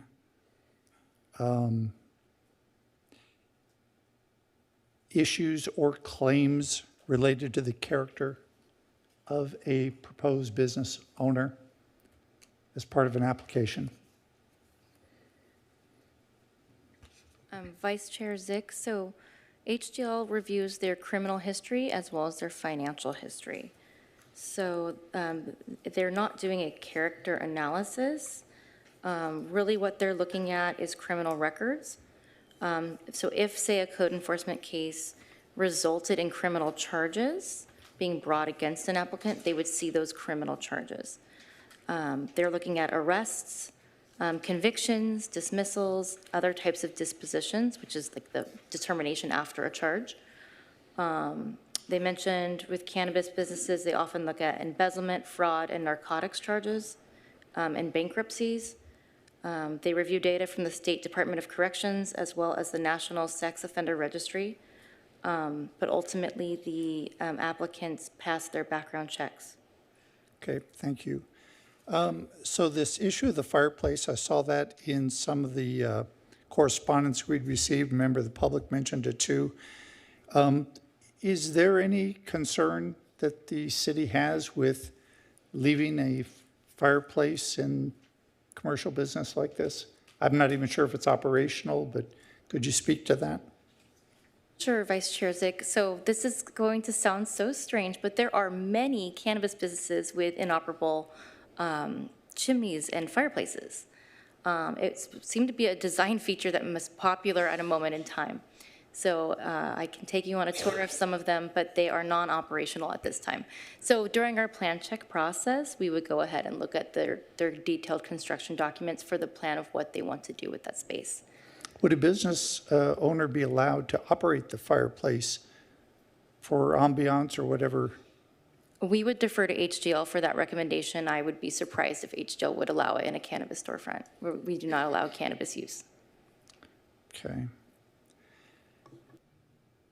On the question of complaints, I know the city has a general practice of being reactive as opposed to proactive, meaning that if members of the public or business owners, property owners make a complaint, the city responds to the complaint. My question is,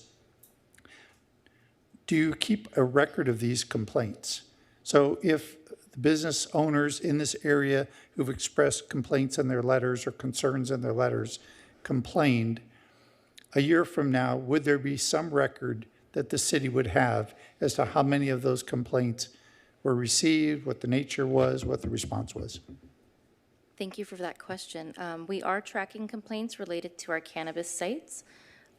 We have seen a trend in the specific types of cases for retail cannabis storefronts, primarily signage issues. But we are tracking them as those complaints come in, and then we make a note of whether or not corrective action was necessary and taken. Okay. Then my last question has to do with parking. And you know I care a lot about parking. So you have a condition of approval that speaks to the potential of parking shortages, parking-related problems, and then the obligation of the business owner to respond to that. What I'm wondering, though, is why would we have that if at the same time we have a, I don't know, law, edict, whatever you'd call it, from Sacramento saying that we cannot impose minimum parking standards? I would think it would almost be a given that we would have parking problems, but if we don't require the business owner to provide minimum parking, then why, first of all, why would we even be surprised there'd be a parking problem? And number two, how is it that we would try to obligate the business to solve that problem when the state is saying you don't have to have minimum parking? So Vice Chair Zick, this is a condition of approval that we've used for all of our cannabis storefronts to help give the city a tool to address potential parking issues.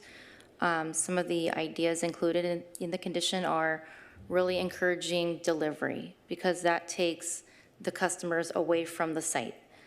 So that's something that we could work with an applicant on if a parking problem arises. Another is working with them on off-site parking for employees, or rideshare programs and alternative transportation programs for employees. And we're seeing this has applied across the board to all of our cannabis storefronts, regardless of their access to public transit. So we do our best to address issues, we just don't have a legal leverage. That's correct, but so our CUP is our tool. All right, thank you for that. Commissioners, any other commissioners have questions?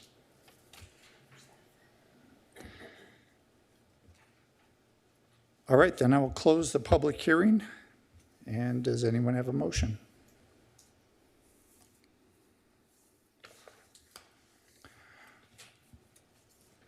I'll move the item. I just can't hit the button.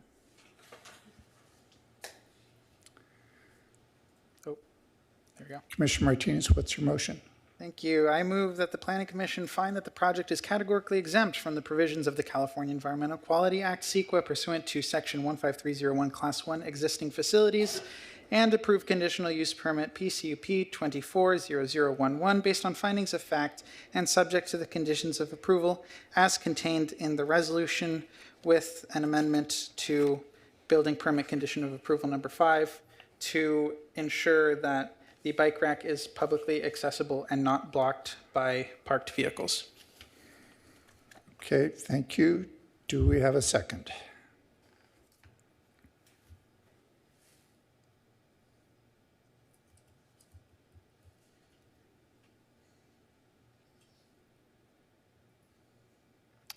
Commissioner Klepak, your second.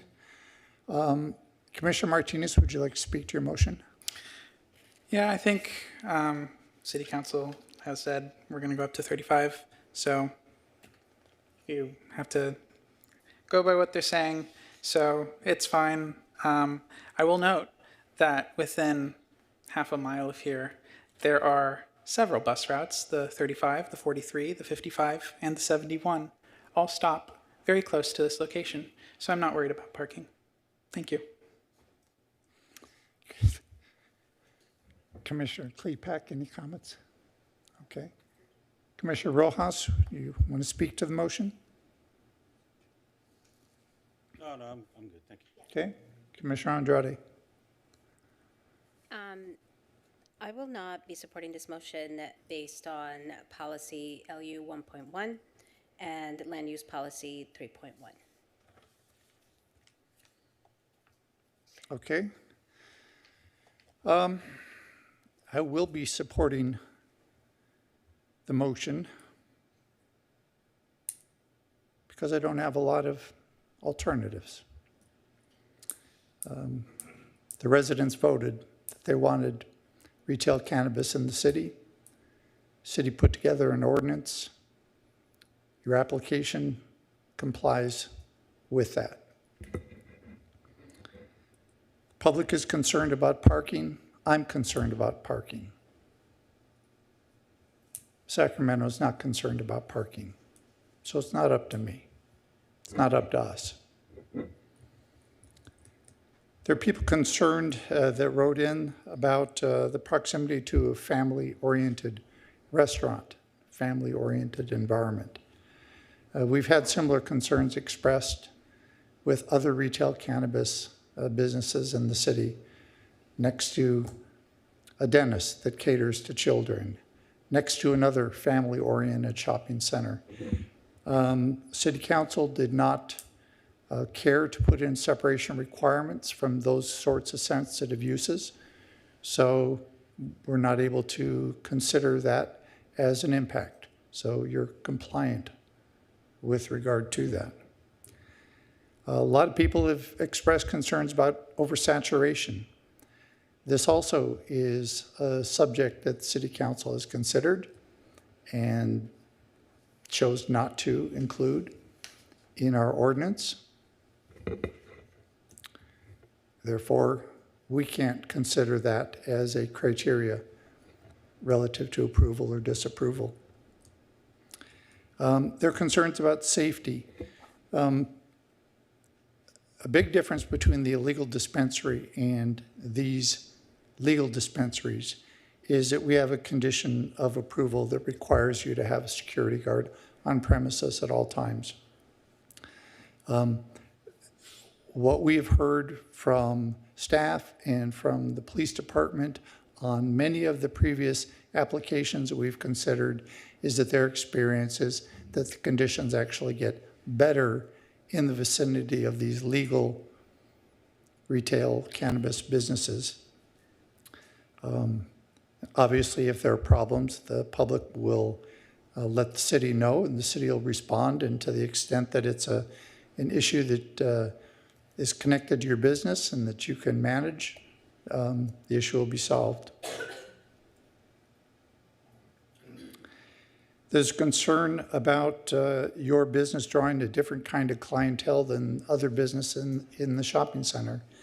Again, this idea is one that's been expressed previously and has not been considered by council as meriting any consideration in the ordinance. And because of that, that's not something that we can consider as part of our approval or disapproval. Many of the cannabis retail applications in front of us include information similar to yours that talk about contributions and community involvement. And of course, I applaud any business or any resident that's involved in the community. I just would want to let you know that from my standpoint, as it pertains to your application, there's no extra credit for that. There's no offset that you're doing that because it's a business that many people have negative connotations associated with. Our city ordinance doesn't say, because it's that kind of business, we expect you to do good stuff in the community. It's nice that you do that, and I applaud that you do that. And hopefully you're doing all that for the right reasons and not because you think that your business brings things that the community is not interested in. So I have to support this motion. Anna, would you call the question?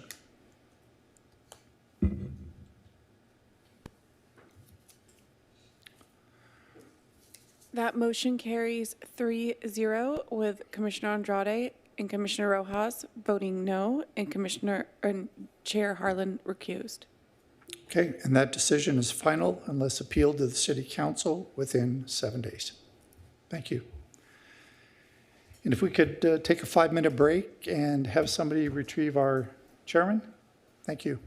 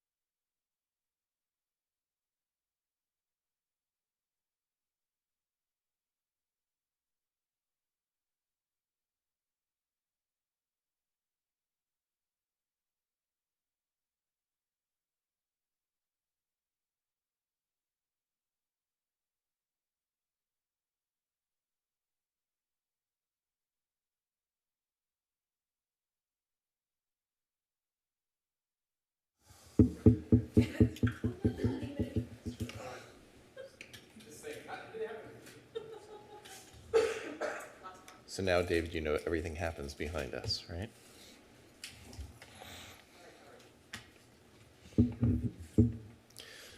Okay, we're back on the record. Thank you very much, Vice Chair Zick, for managing that last item. We are back to public hearing item number 1. Anna, can you read the title? Public hearing item number 1, a resolution recommending that the City Council give first reading to an ordinance to amend Title 13 of the Costa Mesa Municipal Code pertaining to accessory dwelling units to conform to recent revisions to state law, Code Amendment PCTY-24-0002. Please note we have not received public comments on this item. This is a call for any ex parte communications. Okay, not seeing any ex parte. Mr. Yeager, you have the floor. All right. Good evening, Chair Harlan and Commissioners.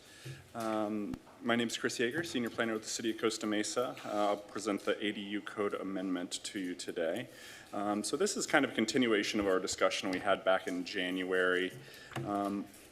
Basically, the state has mandated ADUs across the state, and the first time they did this was back in January 1st, 2020. Since then, we've had to update our code ordinance 2 other times to comply with current state laws. This is the 3rd iteration. Back in our January Planning Commission hearing, we went over the various proposed changes. We also received a very valuable comment letter from the California Housing Defense Fund with a variety of comments, and also received comments from the commissioners up on the dais, which were incorporated into the ordinance. So again, this whole ordinance, it stems from a variety of state laws which have changed regarding ADUs. Basically making them easier for people to develop and allowing for more of them to be developed. This has been a collaborative process across various departments and divisions. Started with our letter from HCD, and since then it's evolved to allow for this ordinance in front of you tonight. So the proposed changes since January, we did add additional clarification of ADU, JADU allowances and processing. We moved around the codification of ADU short-term rental prohibitions. We explained the government-mandated ADU exemptions to be more specific, and we also clarified our height standards. So the following slides, I'm going to go through basically what's changed since the last iteration. So before you, you can see that we removed the underlying zone provision. Any ADU, it's subject to the ADU code only, not any underlying zone requirements. And then in addition, for multifamily ADUs, pursuant to Cal Housing Defense Fund, they suggested we remove the junior ADUs not being allowed on a lot with more than 1 residence, because if there's multiple single residence, single family homes, one of them could have a JADU.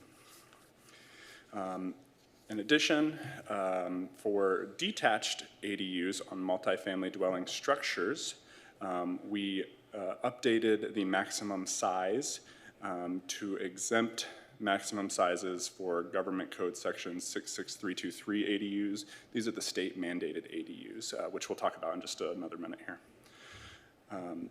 We moved the short-term rental prohibition to apply to ADUs in the code itself.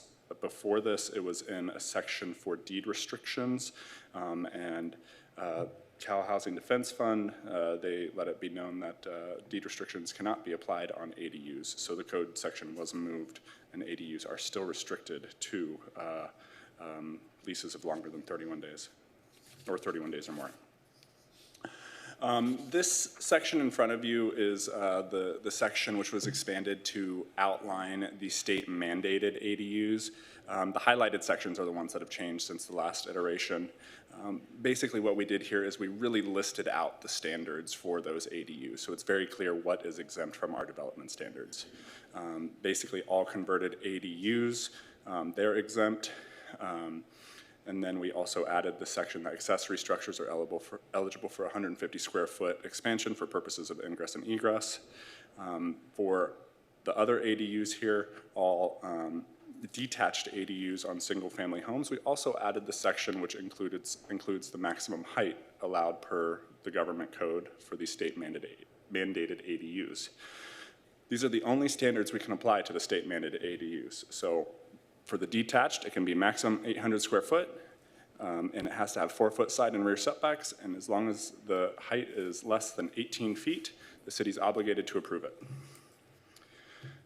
So same with multifamily detached ADUs. They can have a 4-foot side and rear setback, height not exceeding 18 square feet. The only difference with multifamily is the state does not have a maximum square footage on those ADUs. And finally, that last little sentence there that was added, other ADUs which are not the state mandated ADUs, they must meet our development standards unless one of those standards physically precludes the development of an 800 square foot ADU with 4-foot side and rear setbacks. Kind of going along the same lines here, for other setbacks where we added except as required by government code, this is referring to ADUs that are 800 square feet, 4-foot side and rear setbacks. We can apply our setbacks like the front setback. However, if it does preclude an 800 square foot ADU, we would have to allow encroachment into our front setbacks. Distance between structures, the city has had it as 6 feet. HCD has indicated that that's not a provision we can provide. We must go by the building code, which requires a 3-foot separation from each building, effectively being 6 feet. So we added this provision unless otherwise established by the California Building Code. And finally, our height section, we kind of danced around the maximum height in the previous iteration. Here, we're just spelling it out 27 feet or 2 stories, which is the same as other residential zones in the city. We updated our recorded covenants. They can only be applied to junior accessory dwelling units now, not accessory dwelling units. So this is basically prohibiting the separate sale of a junior ADU and requiring owner occupancy for a JADU. And for parking, we added one little word, any, just to be clear that any parking space being removed would not have to be replaced. The city is continuing to incentivize ADU processing, as mentioned, January 1st, which would allow unpermitted ADUs built prior to January 1st, 2020 to seek legalization without necessarily meeting all of the zoning requirements. And pre-engineered ADUs, we are processing, we have 7 right now in the queue. Once those are approved, they'll be posted on the city website, and any resident who's interested in working with those pre-approved ADUs, they could reach out to those architects and most likely end up with an expedited review time and perhaps lower fees from the architect as well. With that, staff recommends the Planning Commission finds the project categorically exempt from CEQA, or I guess not categorically exempt, but exempt from CEQA, and then also recommend that the City Council adopt an ordinance to approve the code amendment. I'm happy to make myself available for questions, but that concludes my presentation. All right, thank you very much, Mr. Yeager. Commissioners, any questions? Vice Chair Zick. Thank you. I've got a number of comments, but I'll save those for motion. The question I have, first of all, Ms. Yeager, I continue to be impressed with your expertise in this subject area. Just lead off with that. So you mentioned that in the case of a JADU, the property still has to have an owner occupancy. With an ADU, that's not the case, correct? Correct. Okay. And with the JADU, you indicate that there can be a deed restriction. Okay. And I'm assuming that deed restriction is on the parcel. Correct. What's the reason why we could not have a deed restriction for a parcel that had an ADU. The government code views that as an impediment to ADU development, and they have specifically said that deed restrictions cannot be applied to ADUs. So to the extent that they think that's an impediment, how do you think they're reacting to our coming in the back door saying, well, we just add a provision in our municipal code? So just to be clear, the government code does allow for deed restrictions for JADUs, not for ADUs. I thought I understood your staff report to indicate that for ADUs, you have added, I'm sorry, I was referring to a short-term rental prohibition. Should I restate my question? You know what I'm poking at now? I think so. Let me give it a stab. So the government code does allow for short-term rentals to be prohibited in ADUs. So we included that in the ordinance since we could not apply deed restrictions anymore. It used to be on the deed restriction, which said you shall not rent for less than 31 days. Instead of being in the deed restriction, we just added it into the ordinance saying that they cannot be rented for less than 31 days. The government code, the other provision we talked about in January is that JADUs, the city cannot require that those be rented for less than 31 days. However, the city disagrees with that stance, and that is why we included the additional language in our resolution outlining why we disagree with that stance. Okay. Then my last question, why is it that the city has taken a position in its housing element to promote ADUs as opposed to allow ADUs? Why promote? Yeah, go ahead.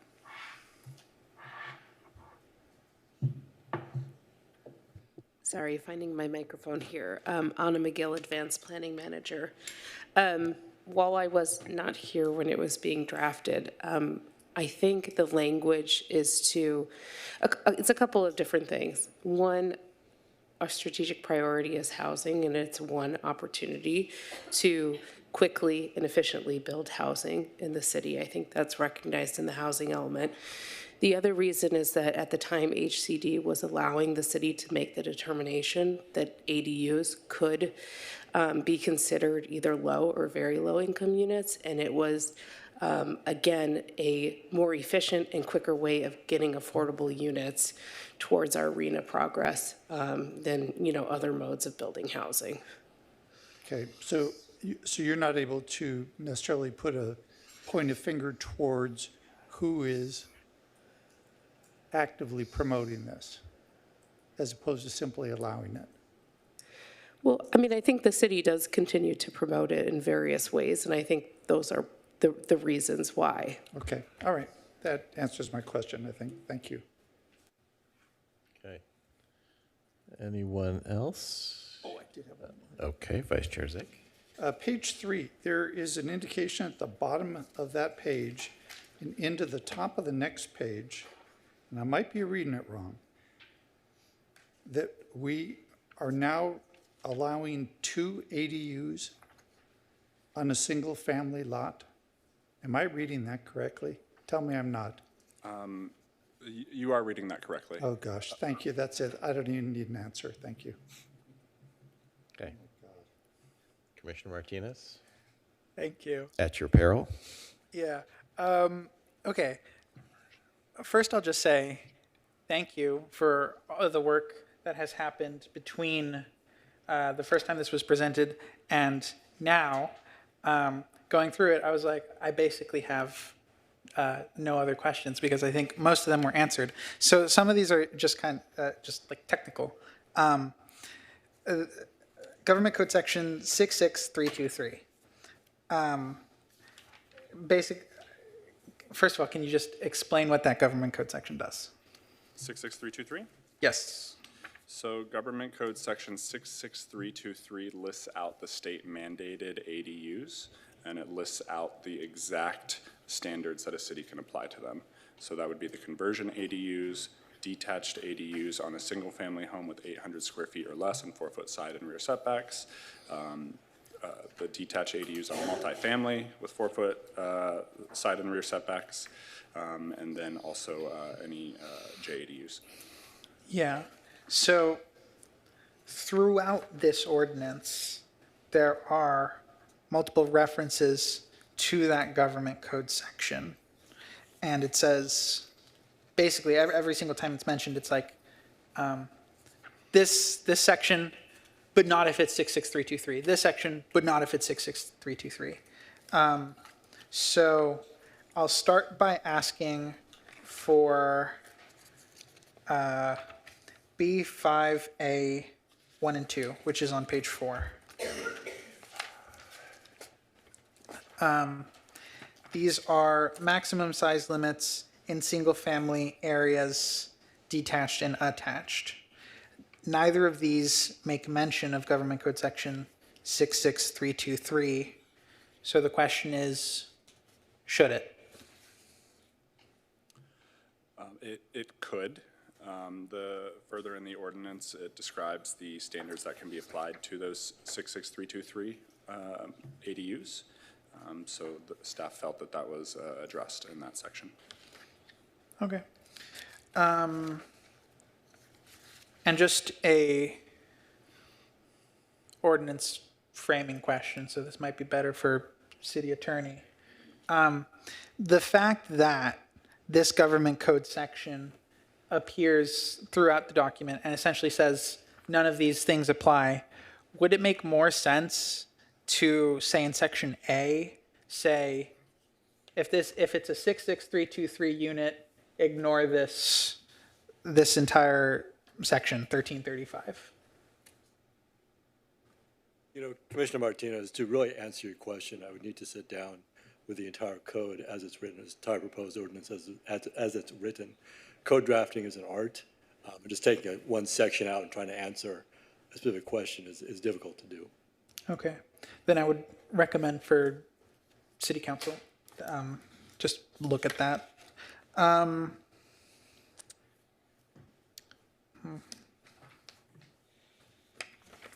I wanted to ask about HOAs. I think the government code right now allows HOAs to prohibit ADUs. Can we prohibit that prohibition? I would have to dive deeper into the government code. As far as I know, the government code does not, excuse me, let me reframe that.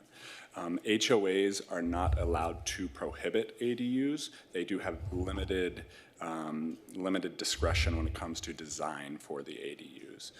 But I would have to dive deeper into the government code and come back with you for an answer on that one. Okay. Those are my questions.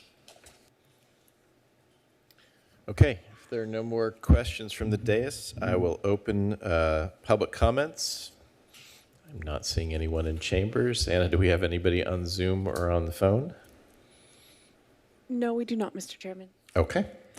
All right, I will close public comments.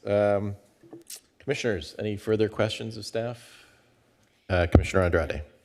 Yeah, I wanted to ask about any parameters or ways that the city plans to either track or ensure that these future rental units are considered affordable for low income, middle or low income, right, as listed? Sure, so that's a great question. The city is undergoing efforts to put out a survey to ADUs which have already received approvals to understand the incomes that they would be renting to or providing for free to family members, whatever it may be. And then we are also soliciting that information with new ADU permits. We're putting that in TESA for people to fill out. Right, because we still want to count these towards our arena numbers overall, so this would provide us with a method to do so. Okay, thank you. Okay. Commissioners, anyone want to make a motion? All right, let me close the public hearing. Anybody want to make a motion?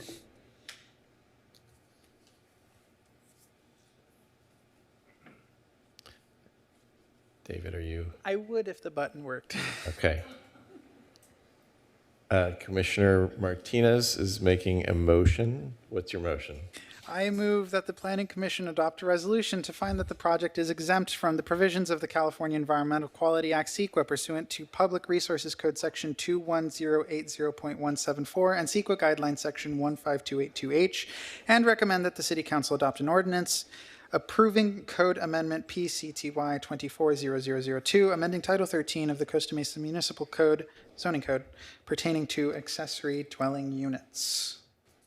All right, I'll second that. You want to speak to your motion? Yes. So at our second meeting in January, I had a lot more questions for staff. They've all been answered, and I think they've all been addressed in this new update, and I'm very pleased with that. I just want to go back to one of the questions I asked at that meeting, which was, how many ADUs did we permit last year, and how many non-ADU projects? The answer was we had 128 ADU units submitted and 87 permitted, and finalized building permits for 234 dwelling units last year. So ADUs right now are about half of the units that we create, which I prefer not be that way.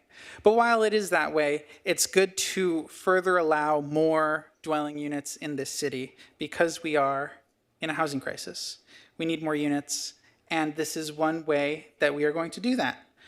I think that all of the amendments, they're good, and I hope that if there's any more between now and City Council that we find further restrict ADU development, that we not let that happen, and that the City Council change that.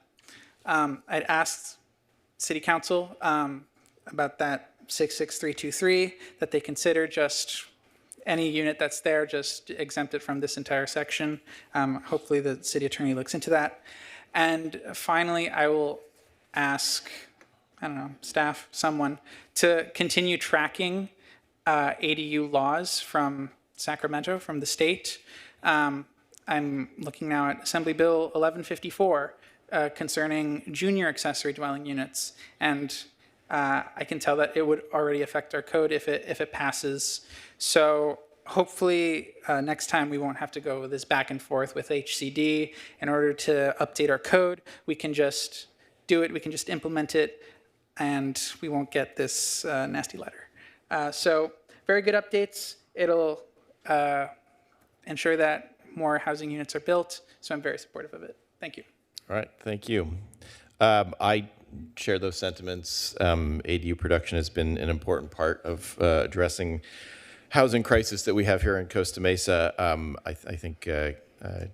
Yeager, you've got some job security in that every year we have a handful, if not more, pieces of legislation coming in, amending our code relative to ADUs, and you do a great job of keeping on top of that. I think what we've got here is good tailoring for what we need here in Costa Mesa to send to our council for their consideration. So I will be supporting this. Any other commission comments? Vice Chair Zick.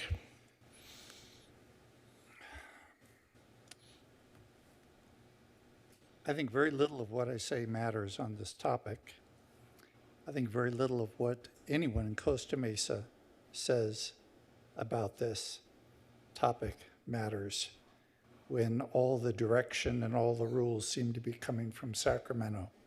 It's incredibly complicated, lots of words to describe all the various rules, and I've complimented you, Mr. Yeager, on your command of all these details, and to me, that's certainly one of the bright spots in this conversation. Every time I hear people talk about housing crisis, I get sort of a sick feeling in my stomach. It's some kind of a, I don't know what, I think people have different things in mind when they say that. I think they're simple words that mean many different things to many different people.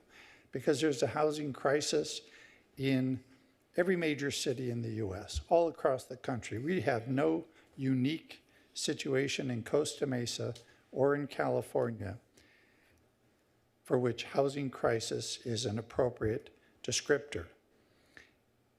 And if we did, our response to that problem, if we accept that as a problem, is not to come up with an elegant solution, but to come up with a suboptimal solution, adding density to single-family homes, reducing parking and pushing cars out on the street, doing absolutely nothing with regard to affordability. Oh, great, we can count it as affordable units in RENA. For people that are bean counters and trying to salute, maybe it gets us out of some legal obligation. Well, good for them. But if you really cared about affordability, this doesn't do it. These things are not affordable units, and they make the underlying property more valuable instead of less valuable. It makes these single-family homes with ADUs less attainable for first-time home buyers. It does nothing for affordability. It takes us in the wrong direction. It's an abomination, and I think it's unfortunate. All right, thank you for your comments, Vice Chair Zick. Anyone else? All right, seeing none. Anna, can we call for the question? That motion carries 5-1 with Commissioner Zick voting no. All right. We will send that to council shortly. Tonight we have no old business or new business, so that brings us to departmental reports. Mr. Yang, anything from Public Services? No reports from Public Works, Mr. Chairman. Okay, thank you. Development Services, Mr. Drapkin? Yes, Chair, thanks. I have a few things tonight.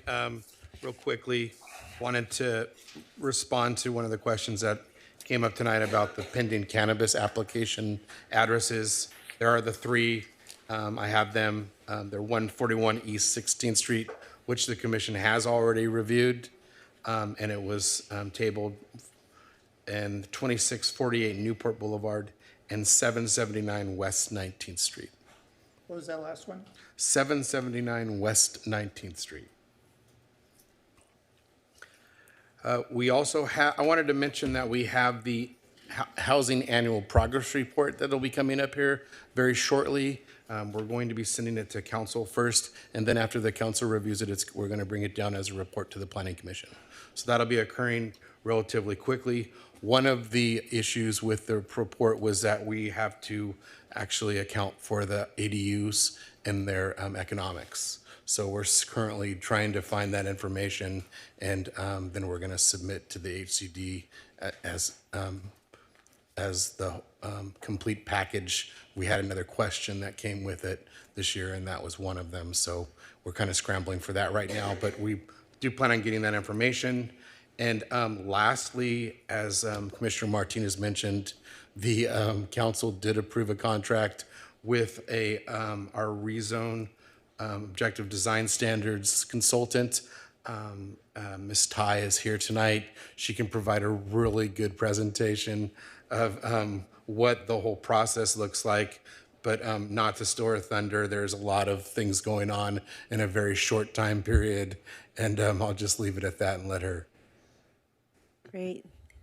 Thank you, Director Drapkin. Good evening, Chair and members of the Planning Commission. Yes, thank you, Commissioner Martinez, for giving everybody the look ahead. But yes, City Council, excuse me, last Tuesday, did award a contract to DUDEC to assist the city in the rezoning process. And as the Planning Commission knows, the rezoning process is one that was anticipated as part of Measure K that was adopted, but also will accommodate the rezoning for the housing element sites inventory. So at this point, staff is anticipating that the project timeline is about 18 months. That's an extremely ambitious schedule that we will have to deliver on, because until we finish the rezoning, we will not be able to submit our rezone documents, our rezone sites, along with the revised housing element to the California HCD for certification. And as the Planning Commission knows, it's very important that the city remain in compliance with state law on housing element compliance. I won't go into the whole host of things that can happen if we are not in compliance, and so really it serves the city best as a whole to retain local control and retain our ability to continue issuing permits if we stay in compliance with state law. So through this process, we will be in ongoing communication with HCD as well to ensure that we're on the right track, but you'll be hearing a lot of information on all of the city forms of media, so the website, social media, newspaper, flyers will be in the neighborhood. There's a very extensive outreach that's associated with this process.